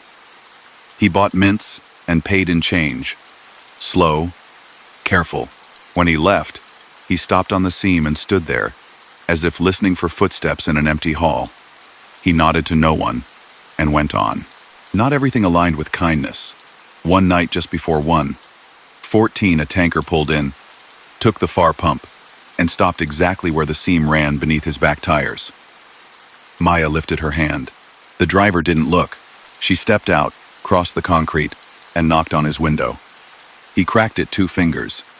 She could see his day had made him a fuse looking for a spark. "You're right over a line I need clear," she said. It wasn't a lie anyone would expect to hear. He looked past her at the blank concrete like a man decided before he listens. "There aren't any tracks here," he said, the corner of his mouth set. "Not anymore," she agreed, and the agreement had a tone people hear in themselves when their better thinking catches up. Something in her face, or in the way the open field felt just then, or in the tremor under their feet that had begun as a hush, persuaded more than an argument would. He pulled forward 1 car length, just enough. The horn passed the lot like a long thought. She felt his clutch foot twitch through the door under her palm. He ran a hand over his mouth and nodded. "Thanks," he said, and it sounded like a word he had borrowed from a simpler hour. The timetable didn't always bring the same weather with it. One night heat lightning stitched the horizon in white thread. Another night rain walked across the fields in a clear line that you could watch approach and step into as if through a curtain. One night a fog from nowhere curved across the lot in a single band like the train had brought a scarf and shook it loose as it passed. The cones gleamed orange through it. The low notes slid by and the fog went with it, polite as a guest who leaves when the music shifts. Maya noticed small things the way one does when larger things have made themselves new. The gum in the rack by the register lined up in a pattern she had not put there. Dark, light, dark, light, as if someone had chosen rhythm. The straw holder clicked once, then settled. The screen that showed the forecourt stuttered for exactly the length of time it took the tremor to run past. A jar of charity pennies chimed. She didn't make meaning of each detail. She let them make their own. The cones made theirs plainly. The only time she looked directly along the seam for more than a heartbeat was on a Tuesday, when the night had turned strangely teal, a color that belongs to dusk underwater. The horn came on time, and as it did, a shimmer moved through the glass of the door, and for a blink she saw a line of windows where there weren't windows, low rectangles moving. A child's face in reflection where no one stood. The notion of a dining car, she knew the word, and the thought before she knew the picture passed like a thing in a spoon's curve, warped, not truly where she saw it. She closed her eyes, and the impression was kinder. She kept them closed until the tremor left. She didn't tell anyone about the face. It felt like a borrowed thing she had no right to. 2 weeks in, a small envelope slid under the office door. She found it when she was sweeping. Inside lay a strip of paper with a brittle feel, edges browned, words faint. Eastfield Line Special Notice. It read in a font that wore a hat. Service resumption temporary. Watchman stations. Filling, Post Office, Grain Co., OP.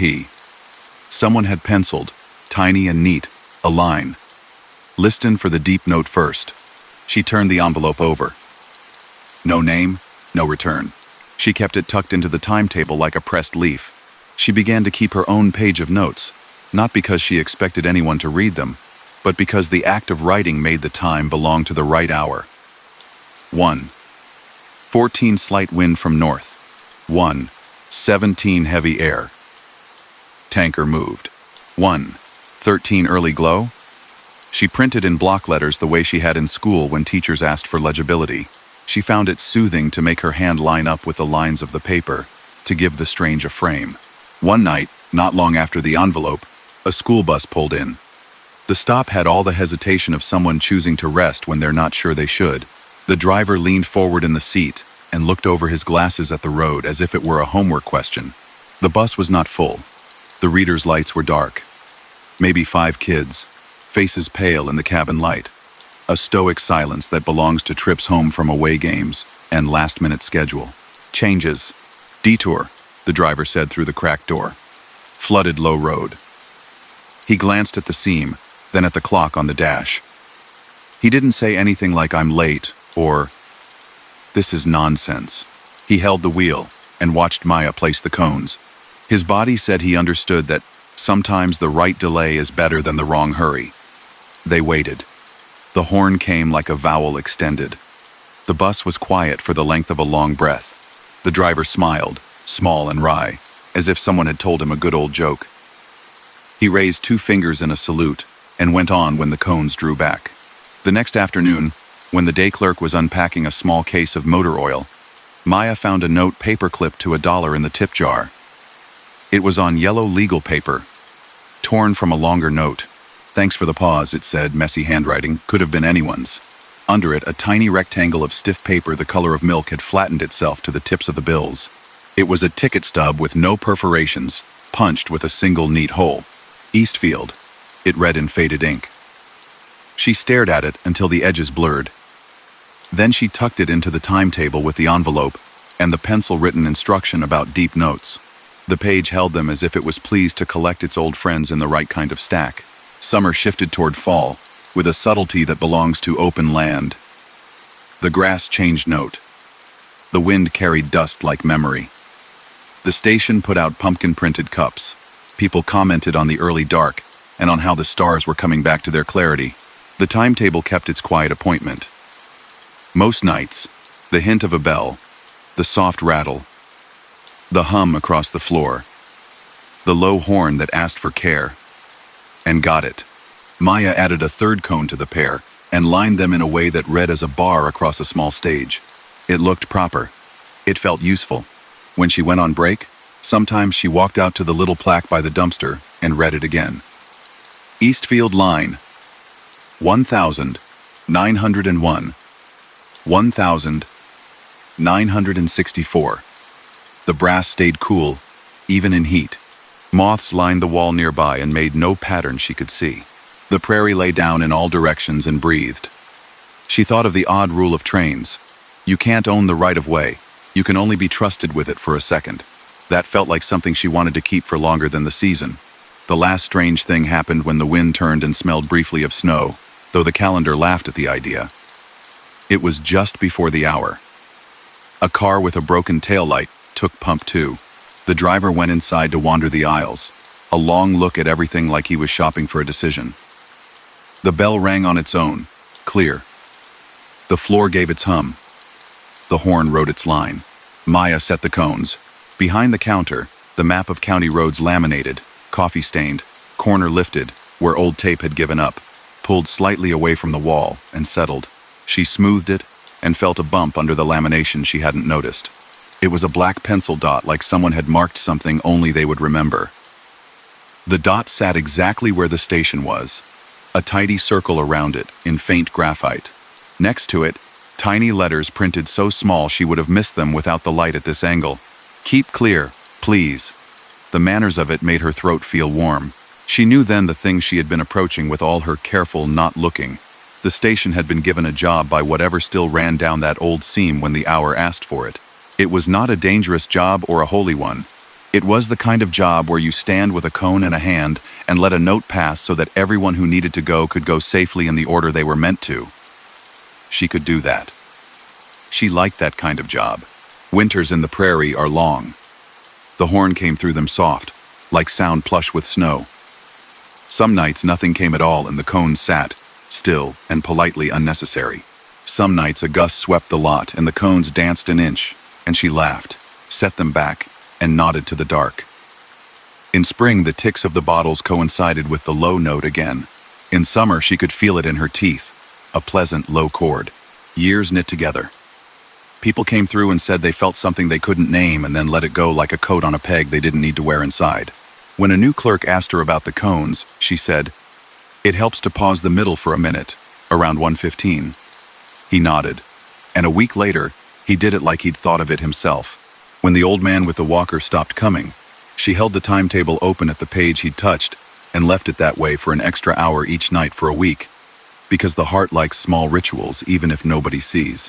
If anyone had asked why the station kept a timetable for a train that didn't run, she might have said this: absence can keep time too, and the quiet, when it is kept with care, can carry a long, low note across a big field until it sounds like safety. Story number 6. The station sat where the highway bent around a shallow basin of scrub and clay, a practical curve built to keep travelers from skimming too close to the low reservoir beyond the fence. At the far edge of the lot stood a single-bay car wash with a corrugated roof and glass panels like a greenhouse. In the daytime, it was cheerful rainbow soap and a hand-lettered sign that read, "Last wash 11, 0 p.m. At night, it turned lantern-bright inside, while everything else settled dark. The dryer's long mouth looked like the bell of a strange instrument. The bay's concrete floor shone with the memory of water even when it was dry. Cass worked the overnight. She liked the way the car wash hummed, even when idle, a low, steady sound that felt older than the pumps. The building had its own weather. Warm, damp breath on the glass, a clean scent of detergent and ozone, a thin echo when someone laughed inside. She changed out the tokens in the dispenser at the end of her shift, swept the entry mat, and kept the long-handled squeegee leaning just so near the door. It mattered, in a way that didn't require explanation, that the bay looked squared and ready before the dark hours. Even closed, it held a posture. The first time the car wash ran on its own, the clock read 12:03. Cass was counting bills at the counter. The lot was empty. A wind had come up from the reservoir and pushed a lacy film of dust across the asphalt. The big doors on the wash were down. The lights were off. The cancel button glowed a sleepy green at the control pillar. Then the pillar clicked. The little screen brightened. The status word changed from "ready" to "OCCUP'd." Inside the bay, the ceiling row of LEDs warmed from purple to white. A rising, polite dawn. The pump wine came online. Water spooled somewhere behind the wall in a sound like a throat clearing. Soap, blue as a swimming pool at noon, drew bright veils across the air and fell in soft sheets that turned the glass into a slow-moving painting. Cass stepped to the door and checked the camera feed because that was easier than looking straight on. The monitors showed the bay in a cool grid. No car, no person, just a machine entering its rhythm without a guest. The brushes lowered and made a sound like a hand over corduroy. The top arch glided along the empty air, careful and exact, as if it could read the outline of a thing not present.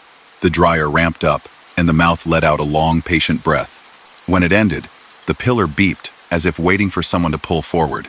She didn't open the bay. She didn't kill the breakers. She watched it see itself through.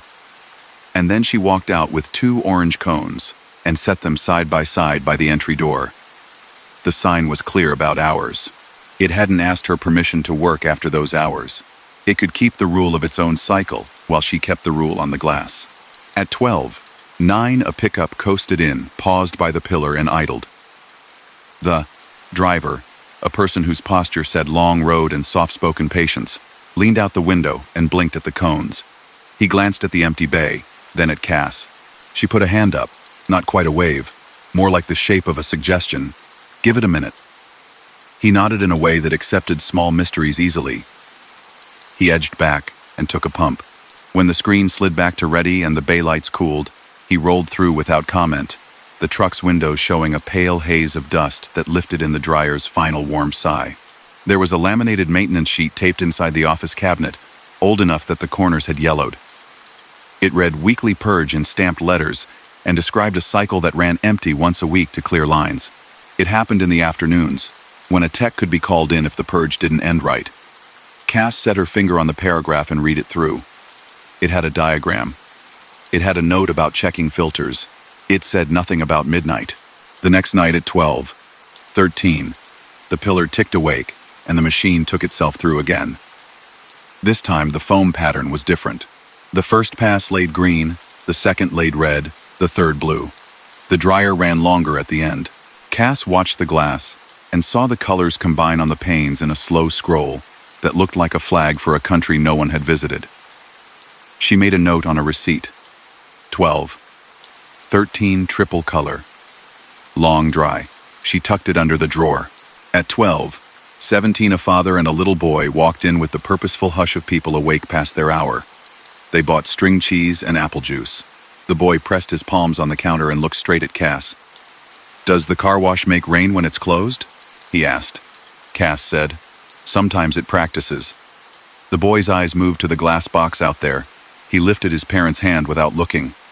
"I wanted to practice." They waited 2 minutes. The red, green, blue had run, and the last strips traced lace on the drains. The father said they should sleep now, that the windshield bugs would still be there in the morning. They left with a quiet wave. When they turned onto the highway, fog rose from the basin like a rolled carpet unfurling ahead of them. The family pulled in under the canopy again 3 minutes later and decided to nap in the lot right there for a little while. They woke to a state trooper tapping gently on the glass to suggest a safer turnout a mile ahead. "Watch the north bend," he said, polite but firm. "The spillway's running a mist." They thanked him and went the long way around. By the third night, Cass set her cones out ahead of the time she now expected. She didn't tell anyone why. She just did it with the habit of someone who knows the shape of the next minute. The pillar clicked on at 12:11 and offered a sequence she hadn't seen.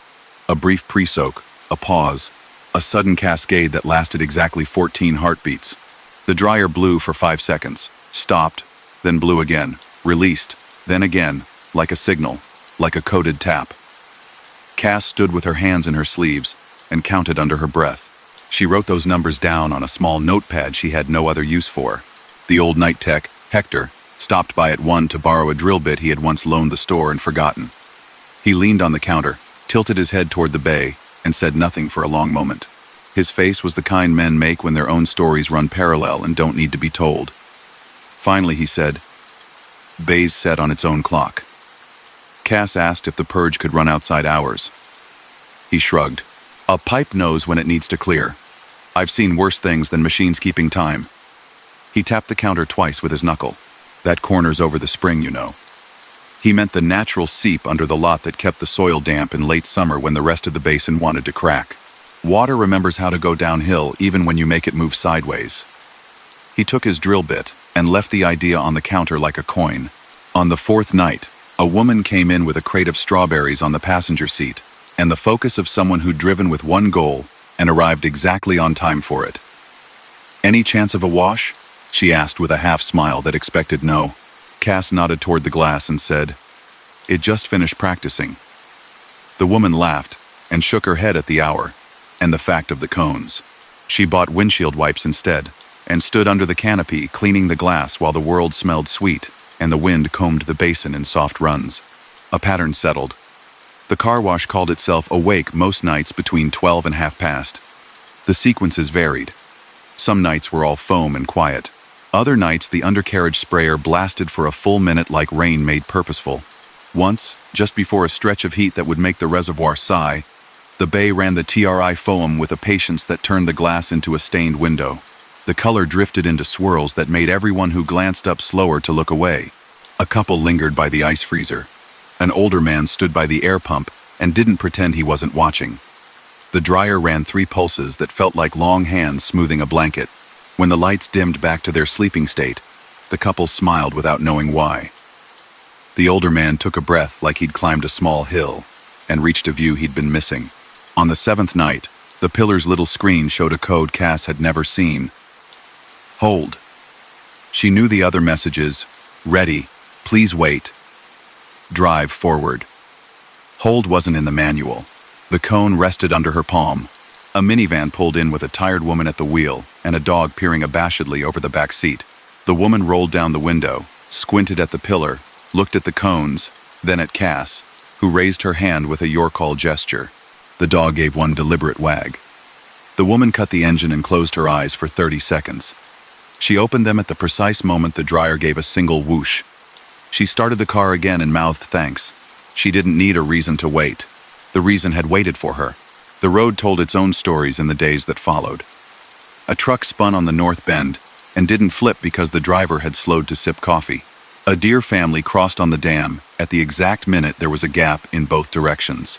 A tumbleweed the size of a chair made a glacial showing across the middle lane, and no one hit it because the world seemed to be moving a degree slower just then. None of this belonged to the car wash. All of it felt braided with the midnight cycles in a way that made Cass write the word share in a margin and draw a small box around it. Not everything was soft.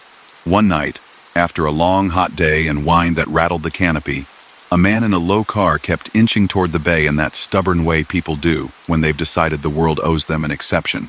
The pillar ticked to occupied. The hold appeared. Cass stepped out with the cones and placed them in front of his tires. He rolled forward until the rubber touched orange.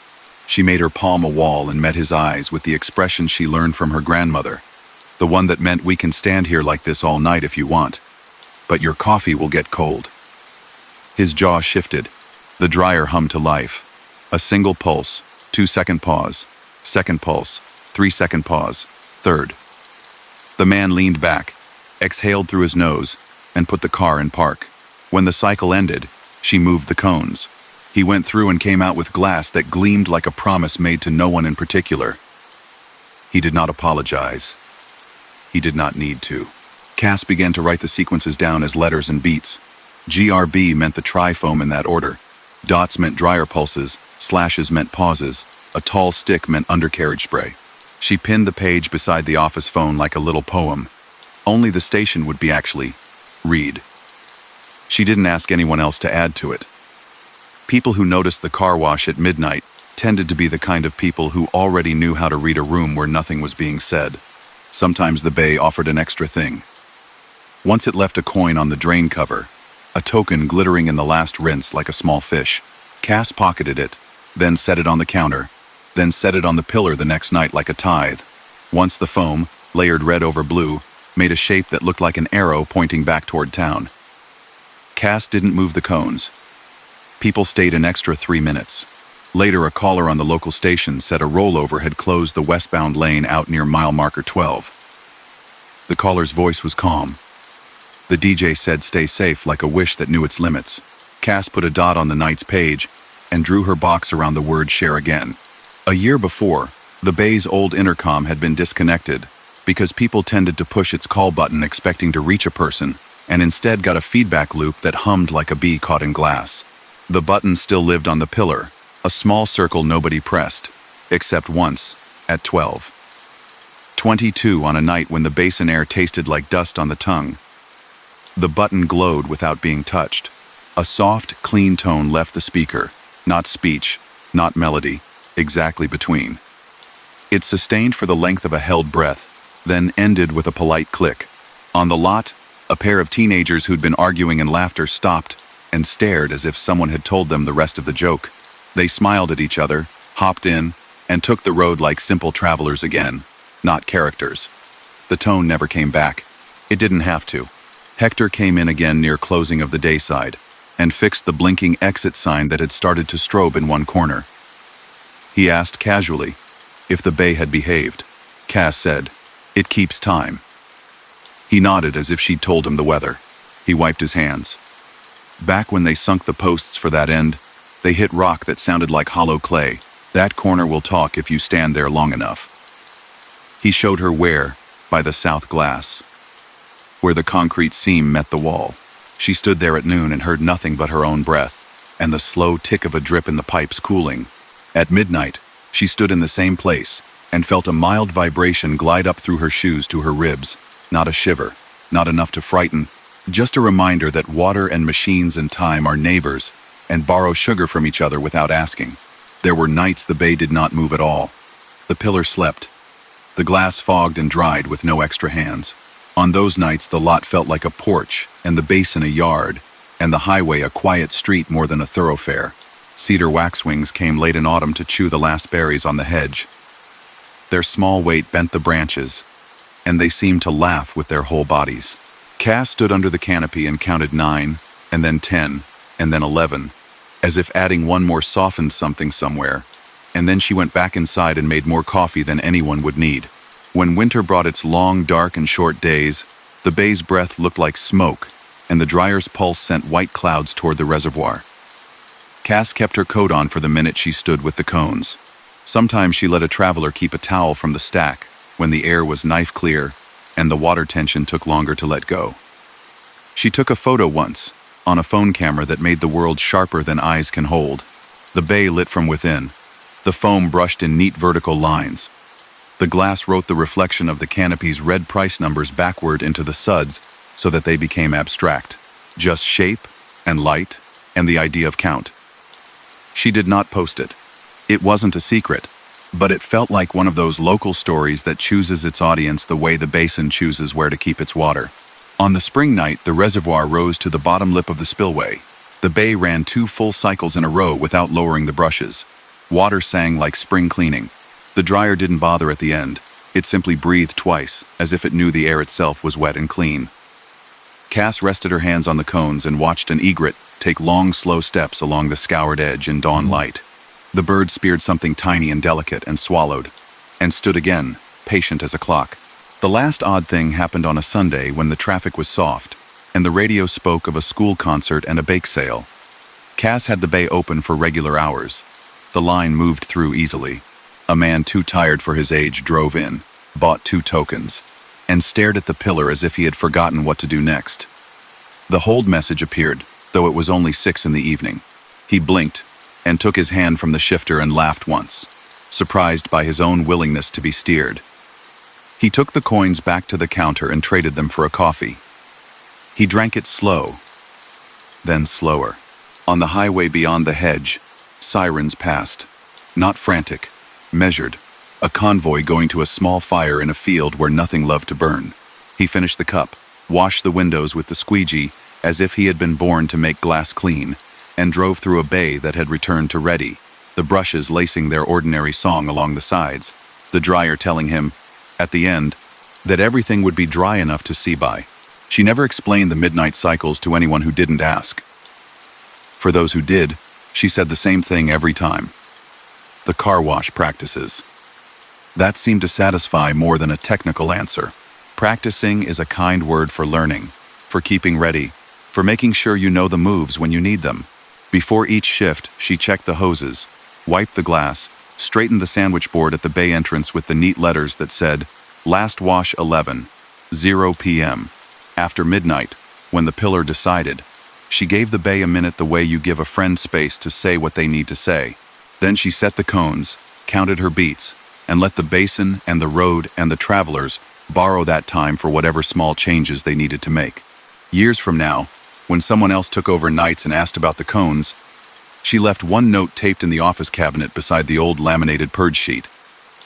It didn't try to name anything. It only read, "After midnight, if the bay wakes, let it finish. If people ask, offer patience.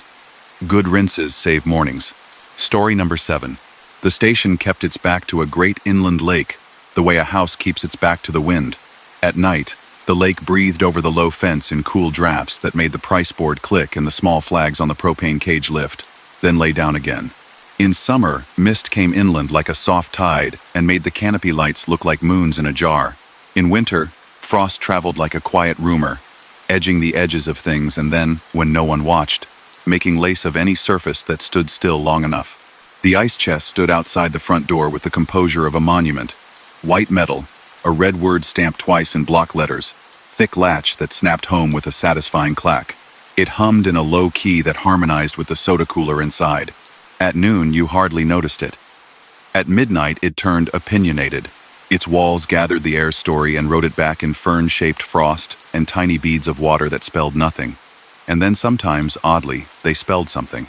Jonah worked overnights. He liked the lake's steady breathing and the way the road bowed to its edge.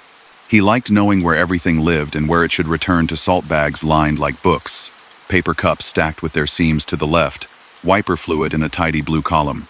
He liked that the station had 2 clocks that never agreed.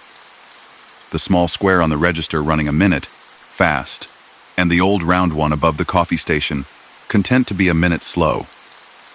Between the two, a person could decide what kind of time they wanted.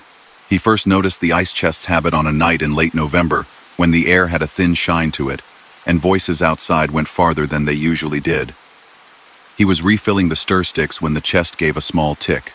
He glanced up and the breath he'd left on the glass earlier clouded gently again as if it had remembered him. On the chest door, where condensation had left a warm blur, a line of clear glass traced itself in the fog, then another and another, as if a finger drew through steam on a bathroom mirror. "Wait," it wrote in blunt. "Block strokes." The word hung there only long enough to make him wonder if the lake had learned to write. Then the droplets slid, joined, blurred, and the door returned to simple frost and shine. He could have laughed and gone back to counting singles. Instead, he stepped outside, tasted the metallic edge of the air, and set the sandwich board that usually said, "Fresh coffee," to face the entry lane. He flipped it to the side with black marker. "Caution, black ice." He had written it months before on a slow afternoon, out of a sense that someday it might be useful. He sprinkled a thin stream of rock salt he'd saved near the threshold. Inside, he put his fingers on the counter to feel the little tremor cars make before their headlights appear. 2 minutes later, a small bus took the turn into the lot too neat for the conditions. The driver saw the sign, saw the pale line of salt, and eased. The tires didn't slip. Children inside in stocking caps sat with the late-night quiet particular to groups coming home from long days too tired to be loud, too awake to sleep. The driver lifted a hand in a grateful half-salute towards the glass. Jonah returned it with 2 fingers, casual, as if they had planned it. The next time, the chest chose letters that were plainer. Lock. It traced in frost you could feel with your eyes. The back door didn't like to latch when the frame swelled, and Jonah had a habit of shouldering it until he heard the bolt seat and then forgetting to check that it had stayed. He walked the aisle of motor oil and kitty litter, and tugged at the handle and felt the familiar give. The wind had leaned on it. He set his shoulder to it, turned the lever, and heard the reassuring heavy click. When he came back to the front, a gust scooted a tumble of receipt paper across the floor, where it would have made its own parade if the door had flown wide. He pressed the pieces into a neat stack and smiled at the idiotic relief he felt over paper not taking flight. He didn't tell anyone what the chest had written. How would he say it? The ice thinks in imperative verbs. The thought amused him all shift, and then forgot him in sleep. It returned on a February night so clear, the stars looked like they'd been freshly unwrapped. This time the chest didn't write a word. It drew 2 numbers, neat as a child's practice. 1-1. The line stayed longer, as if cold agreed with them. He checked the slow clock above the coffee. 12:59. The fast one at the register. 1-0. He stood with his palms on the counter and waited without making a ritual of it. At 11 after, a sedan slid into the lot slower than it would have if the world were warm. The driver got out, and blinked at the air pump like it had spoken first. He rubbed his hands, uncertain. Jonah stepped outside and asked if everything was all right. The man nodded, and then, as if the nod had broken something open, admitted the tire light had come on out on the causeway, and he was hoping the pump would tell him a better story than the dash had. He had never used one of these before. He laughed, a small embarrassed sound. Jonah showed him the button, the dial, the way the hose coughed a little, and then smoothed out. He watched the numbers climb until the tire's sidewall looked right again, round in the way that says we can go a while yet, the man said, as if to make it more than transaction. We're going to the hospital across the bridge. They told us to come slow. We're early. Early is good, right? Jonah told him yes, because sometimes yes is a bridge people can walk across. The man left with a sigh that belonged to a larger story. The chest frost blurred and ran, and the red letters looked, for a second, like they'd softened. There were nights it wrote nothing. There were nights it kept to fern patterns and feathering crystals, and the top edge of the door kept a little rim of clear that turned frost back like a trimmed seam. And then there were nights it wrote little diagrams, a box, an arrow, a circle around a dot, and left Jonah to interpret. He erred on the side of simple acts. Circle around a dot. He checked the propane gauge on the grill exchange cage. One valve had been left half crooked. He corrected it and felt his lungs forget a tightness he hadn't noticed. Arrow pointing down. He looked under the sink and found the slow leak he'd been smelling, and set a pan beneath it until morning. A little square with a diagonal line. He set a wedge under the edge of the mat by the entrance so the corner would not flip and catch a heel. On one wet spring night when the lake had drawn breath and hadn't yet decided to exhale, the chest wrote a picture that looked more like a map than a word. A squiggle, a straight line, a star. He thought of the park road that hugged the shoreline before veering inland. He thought of the small star-shaped sign the county had placed near a pull-off that never quite kept cars from wanting to knock its knees. He moved the plastic barriers into a more obvious posture at the edge of the lot. A fisherman in a ball cap came in for coffee and stepped out again and stood under the canopy looking at the dark lake like it held arithmetic he might finally solve if he looked long enough. When he left, he turned the wheel wider than he would have without the barrier's nudge. A county truck rolled by a minute later and stopped. A worker in a reflective vest hop-stepping down to set a thicker barricade where the shore had undercut itself an inch more than it had the day before. On a high summer night, the chest wasn't content with fog drawings. Its compressor hummed, slowed, hummed again. A pattern of sound that pressed against the ear like a drumline far away. 3 low notes, a pause, 2, a longer pause, 3. They repeated once. Jonah stood and counted, and then laughed at himself when he realized he was counting with the slow clock. He wrote the beat pattern on a sticky note and tucked it under the register. At 12:22, the radio wandered into a station reading lake advisories in a calm, practiced voice. Small craft should stay in. A storm line had stitched itself across the western horizon and was casually flipping whitecaps into tighter shapes. The announcement ended with a phone number and the station's call letters from the other side of the lake. The hum ticked back to its ordinary thrum. Jonah took a long breath through his nose and tasted metal again. But this time it tasted less like worry and more like weather being honest. Travelers noticed the chest without knowing what they noticed. A man in a suit jacket and stocking feet came in carrying his shoes and buying bottled water by fives, and on the way out he patted the chest as if it were a dog he'd seen around.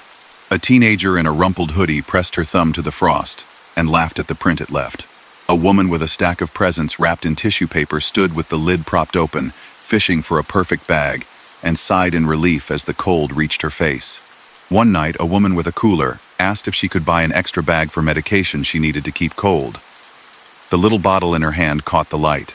She kept it close without fuss. The chest had written cool in a slanted hand an hour earlier. Jonah handed her an extra bag without charging. He did not know if that counted as generosity or simple compliance with a request written by a machine that wasn't built to write.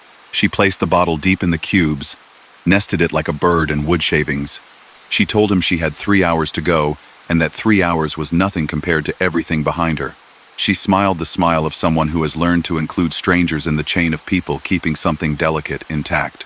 When she left, the word on the door leaned toward a puddle and softened into lines that didn't agree with being read anymore. There were odd notes too quiet to tell properly. Once he stood outside to listen to the lake breathe and heard, under the chest's hum, a faint tinkling the sound ice makes when it fractures into smaller, safe pieces along a shore in March. The night was June. The edge of the lot was dry. The sound lasted as long as it took his brain to find the word for it and then stopped, as if satisfied that naming counted as enough action. On a fog night in late September, the chest tried a sentence. It wrote slow 10 across both doors, one word on each. Letters slanted like a person writing while standing up. The fog sat so thick and diffident the canopy made a small floating room. Jonah rolled the cart of spill mats to the door and left it there. People could step around it or pause because of it. A small convoy of cars from a wedding came through, the kind of long, happy tired that smells faintly of flowers and laughter held inside too long. The first car stopped because the cart was in the exact place that asked for a breath. They took it. 10 seconds may not be long in the world's hourglass. The second and third cars took it too. At the edge of the lot, a young deer drifted out of the fog with the heedless courage of youth, paused, blinked, then vanished back the way it had come. The drivers did not see the deer. They only saw their own headlights and the brief, patient shapes of their friends' cars holding where the fog had made a door and then letting it close before they went through. Once in a while, the chest's letters tilted toward a kind of humor that made Jonah think of old neighbors who rap warnings and jokes. A heavy-haired knight with rain parked vaguely over the lake. It wrote DRY humor in quick lines that vanished even as he read them. He laughed out loud alone in the store, and then apologized to nobody because he was trying not to make a habit of laughing at appliances. On that same night, a man with a guitar case bought a coffee and said he'd once played a gig in a town that looked like this one and couldn't tell if this was that town or if all late-night places become cousins by the time you find them. On the coldest night of the year, the chest did something he didn't like at first. It stayed quiet until the air felt like glass, and then it wrote the tiniest word it had ever tried. Inside, he stood at the door and watched the lake throw faint powder at the shore. A car glided in and idled with the window cracked, the driver's face drawn with the focus people get when they haven't slept and are managing anyway. He gestured. "Come in and take a minute." She shook her head. He gestured again with the shape of someone offering a bench. She came inside, stood by the coffee, and wrapped both hands around a cup, not because she wanted the caffeine, but because the heat made sense. She didn't buy anything else. She didn't need a story. She left 10 minutes later more present in her eyes than when she'd arrived. The chest's letters had melted back to ferns by then, and looked like ordinary winter again. The last odd turn came in spring, when the first brave people put boats back in and treated wind like a friend who needed to be coaxed into good behavior. The chest wrote a small arrow and a smile, a crooked thing with charm.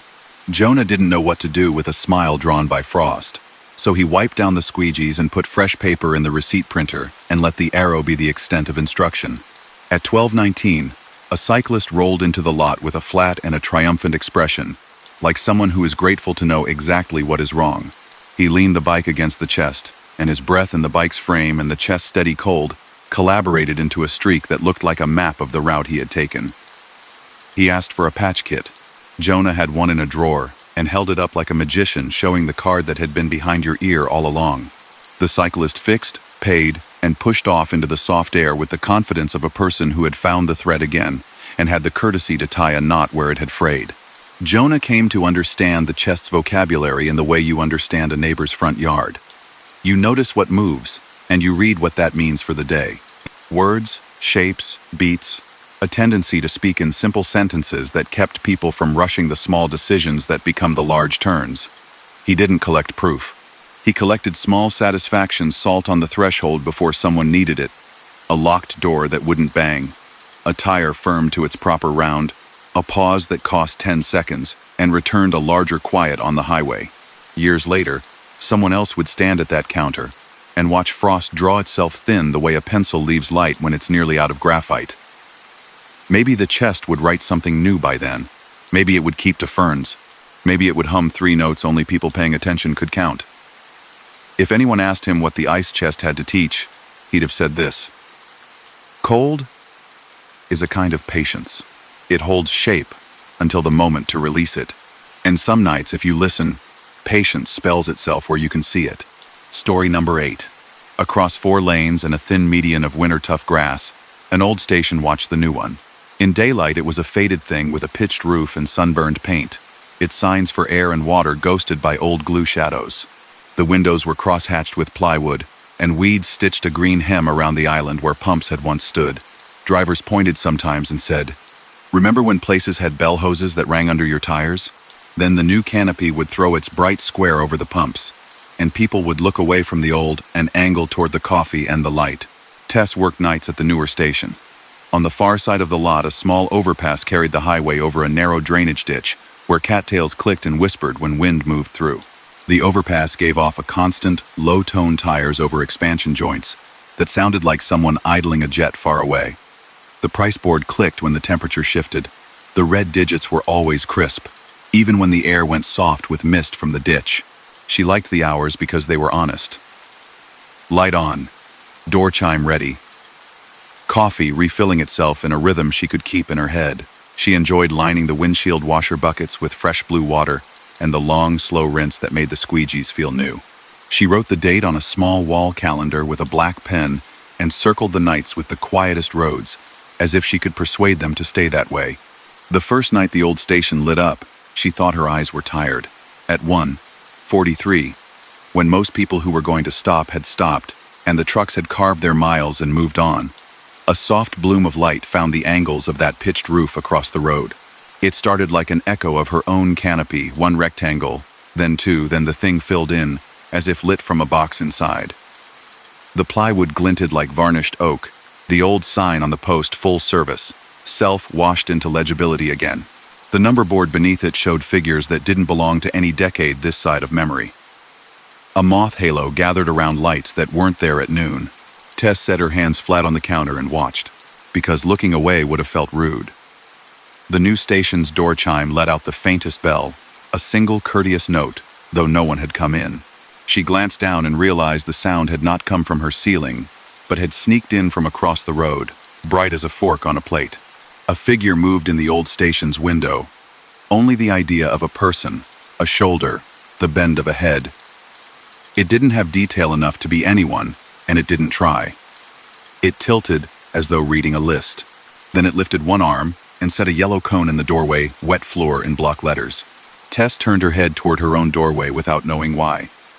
The tile there had dried to a gloss after her last mopping. A thin line of damp collected where the rug's edge failed to meet the frame. She placed her cone, the same yellow, in her own doorway. A minute later, a teenage kid in sockless shoes came in at speed for a bathroom key. He stepped around the cone without breaking stride. His heel didn't slide. He kept his feet, said thanks in a relieved voice, and kept going. The figure across the road turned away from its door and vanished into the glow like a person who'd finished one thing and gone on to the next. That might have been the end of it, one odd coincidence folded into a night of small chores, except that at 1:46, the old station's canopy lights pulsed once. The old price digits on the smaller sign clacked through a brief blur, then settled. Tess's price board on her side made its own neat click, nothing more than plastic contracting in cool air. Across the lanes, the shadow under the old roof took on detail. Pump islands that were only knee-high bricks now looked whole. A light washed over the place where a hose used to cross concrete and ring a bell. Tess walked around the counter and stood in the small aisle where beef jerky shared a rack with maps. She watched time sit in two places at once. In the old station's glass, a hand lifted a cover over a counter bell. 3 minutes later, exactly 3 by her slow round clock, a couple pulled into her lot and parked close, heads together, looking exhausted in that amicable way long drives make. The woman put her head on the man's shoulder and asked for a minute, then nodded at the antique bell on Tess's counter. Tess lifted its glass cover without thinking, and the woman smiled in a strange, grateful way and said, "My grandmother had one the same." She tapped it once, softly, and the sound was bright and clean and too small for the road. The moment folded, and they bought coffee and moved on. The next night, Tess stood at the window at 1:40. Because if a room is going to do a trick, a person is allowed to watch with kindness. The overpass sang its thin song. Her price board made a tiny throat clear. In the old station's windows, the glow built again. This time a paper sign faced the road from inside the old glass, hand-lettered in thick marker. Pump 2 bagged. Tess didn't have a pump too. Her pumps were numbered in even pairs on the left and odd on the right to make receipts line up. But the second from the right had been a little stubborn with card readers all week, and bagging a nozzle was how they told people a unit wanted a rest. She took a plastic bag, the kind with a polite warning about keeping it away from small children, slipped it over the stubborn nozzle, and taped it in place. 10 minutes later, a driver pulled under. He reached for that hose by habit, saw it bagged, and slid over to the next island with a small, efficient pivot that would have been an argument without the bag. The transaction went faster than it would have if he'd tried the card reader 3 times and come in for help on the 4th. The old station across the way breathed in and out through its canopy lights like something that had been relieved. Tess started keeping a notepad by the register with 2 columns, there and here. Under there, she wrote the time the old station did something, and what it was. Under here, she wrote what happened afterward, and when. It wasn't a ledger of mysterious events. It was a courtesy list. The way a person keeps track of someone else's small preferences so they can hand a coffee with the right amount of sugar across the counter. Sometimes the old place was ahead by a minute, sometimes by 5. On a night when wind came down, the overpass like a firm hand on a shoulder and then let go. It was nearly 10. The figure in its window, always a suggestion, never a face, raised a hand and swept it left to right the way a teacher might guide a child's attention from one column to the other. The old price sign blinked. No left. Tess recognized that shape of instruction. Do not make the left out of the lot. She propped a lightweight A-frame at her exit and chalked a quick arrow directing people to circle around the back. The chalk squeaked. The handwriting came out neat. 2 minutes later, a driver slowed at her exit, saw the suggestion, and looped the long way around. On the median, a car had stopped with a flat, and 2 people were working at the wheel with a single wrench held between them. They were out of the lane. They were fine. They were exactly where someone making a left too quick would have met them nose to nose. Even when nothing immediate followed, the old place taught her a new habit. Look where light isn't. It showed her a dark corner in her own lot, where one canopy bulb had died without her noticing. She replaced it before anyone tripped over a curb. It showed her how the reflection in her own glass made a parallax that could be mistaken for a moving car. She adjusted the tilt on her screen and lost a false alarm. It showed her the shape of something like a person standing a bit back from the old door, the posture of someone deciding whether to come in. Someone like that often stood in her own darkness. She learned to keep a hand near the door and to find the line between making welcome and making it easier to stay outside if that was kinder. Once, the old station lit its open sign to full brightness while hers dimmed for a breath. The old letters were the hot red of a theater exit from decades ago. Tess's sign was the modern LED red that likes to sit at one steady temperature. The old one pulsed. Open, closed, open. She frowned at her own door and flipped the lock for a minute. She could count in the rhythm of her breath. A truck downshifting on the overpass took the bend too eager and corrected in the lane, regained itself, and went on. If someone had chosen just that moment to pull their door wide open and step backward, if someone had decided to brighten their patch of concrete as a beacon and invite a sudden left, but nobody did. When the truck was past and the song of the overpass returned to its thin drone, she unlocked her door again. She felt silly and grateful in equal measure, which is a combination the night knows how to hold. The strangest show came with fog. It rolled in from the ditch as if it had decided not to be water anymore. The median grass vanished, and the old station's shape compacted into a tidy playhouse across the way. Tess clicked her own canopy down one level, not dark, not bright. In the old windows, a sign appeared. Exact change only. It had the look of a notice printed on an office machine that used to sit on a very clean desk. Tess had a drawer of coin rolls and a small stack of ones she kept smoothed and ready.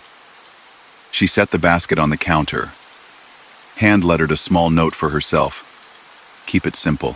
A handful of cars came, fog slow, and the people in them were the type who apologize for things that aren't their fault. She waved a few charges to the exact, rounded totals. She did not turn a night of uncertainty into a story about miscounted pennies. The old station's sign fogged, wiped itself, fogged again, as if even the act of writing tired it out.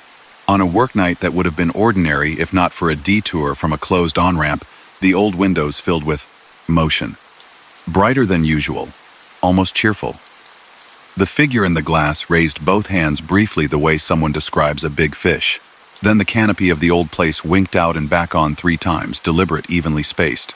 Tess had made a code for herself she had to, or the mind will make too much or too little of patterns. 1 flicker meant caution. 2 meant move. 3 meant stop, and make it obvious. She shut her pumps down at the control and pulled the emergency stanchion a ½ inch out of its cradle, so the red ring glowed. She crossed the lot with a reflective vest on and placed 2 cones at the entries like hands held up gently, palms toward the road. From the fog beyond the overpass came a soft clatter and a long sigh, and then a boat trailer with no boat rolled by, tire wobbling, sparks a quick sketch under its axle where metal grazed.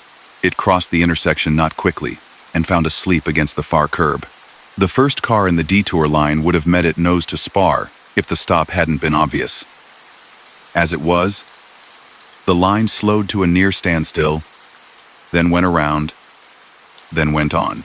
A sheriff's cruiser arrived like someone who had been told exactly what they would find, and found exactly that. Tess set her cones aside again. The old windows showed only the dull gleam of plywood and the dim reflection of her own canopy. After that, drivers began to ask about the old station, the way you ask about a neighbor's porch light when you've noticed its habits in winter. "Is something going on over there?" they'd say, with curiosity tuned not for gossip but for a sense of order. Tess kept it simple. "It looks lively at night," she'd answer, and people would nod, because they'd seen it too, at the edge of what they were holding in their minds. Once, a mother with a sleeping child in the back seat paused and asked if there was a bathroom anywhere else if the power went out. The old windows were bright then, and there was a paper roll visible through the door in a tidy stack. "There's a 24-hour diner 2 exits down," Tess said, tracing the route on the laminated county map with her finger in the soft light. The woman took a photo of the route with her phone and held it as if it were a ticket. "Thanks," she said. The old station's can lights flicked low and back high again like a nod. It didn't happen every night. Some nights the old place stayed a ruin. Plywood, weeds, a stray cat threading a careful path along the sill. Those nights felt fine too. The coffee tasted the same. The overpass sang. The price board clicked. The ditch whispered. Left alone, the road minded itself. The last time Tess saw the old station clearly, the hour had leaned into morning. The sky hadn't yet picked a color. The new canopy washed the lot in a warmer tone than the sodium by the road. Across the way, the old place came alive brighter than it ever had, each window, a square as neat as a wax paper package. The figure in the glass stood still. Behind it, nearer the counter, another shadow crossed and recrossed like someone late for a bus. The sign at the door open flipped to closed. The figure raised one hand and held up a paper with a single, black letter. S. She waited for more letters, but there were none. She felt foolish for expecting them. She turned back to her own counter and looked at the small plastic box that held the closed sign. She fingered it just once, feeling the click of the hinge under her thumb. The overpass gave a low, slow groan, the sound of a truck taking its weight down a grade with respect. Headlights pooled at the far edge of her lot. She set the sign to half-mast, not visible from the road, visible to herself. An internal instruction. Stay still. A minute later, a flock of geese, low and wide, chose to cross the highway right where human habit likes to believe it owns the lanes. They moved like weather. Their bodies made a low sound like breath. She could see the road through their wings for a second that stretched and then snapped back to size. No one was pulling out. No one was turning left. The line of vehicles on the detour waited, as if told a bedtime story by the sky. The geese went on. The overpass settled. The ditch sighed. Tess flipped her little internal closed back to its plastic bed. Across the road, the old station's glow dimmed to the thinnest suggestion of a square paper lantern. Then the plywood took the light back the way trees take wind. When the sun rose to the point where color returned to the paint on the pumps and the first bird call cut the hum of the overpass, the old station looked perfectly ordinary in its disuse again. It was a building with a story that had ended. Tess turned the key on the coffee warmer to low. She wiped the counter and the glass and checked for the small ring her own cup left when she wasn't careful. She peeled off the note she'd written to herself on the first night and stuck it under the cash tray. There then here. She did not tell anyone what the old place had given her. She didn't make it a big thing.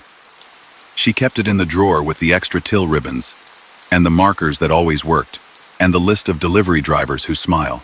When the morning clerk arrived and asked how the night had gone, Tess said, "Quiet." Because that was both a word for no drama and a word for the kind of work that listens. On her way home, the old station passed on her right like a memory you don't stop for. She kept her eyes on the angle of the overpass and the first sharp gleam of daylight on the metal rails. If anyone asked, years later, what she remembered about that stretch, she'd say the way two places kept a shared hour for a while, like two people humming a tune neither of them fully knew. And she'd say the lesson was simple. When light tells you, slow. When a hand says wait, let things pass. Then go on. And so, the road grows quiet again. The stations fade back into the dark, their lights swallowed by the distance, their stories left to echo softly in memory. If you've stayed with me until now, I hope the night feels a little lighter, and that sleep is close at hand. For now, close your eyes, let the quiet take over, and rest easy. Good night.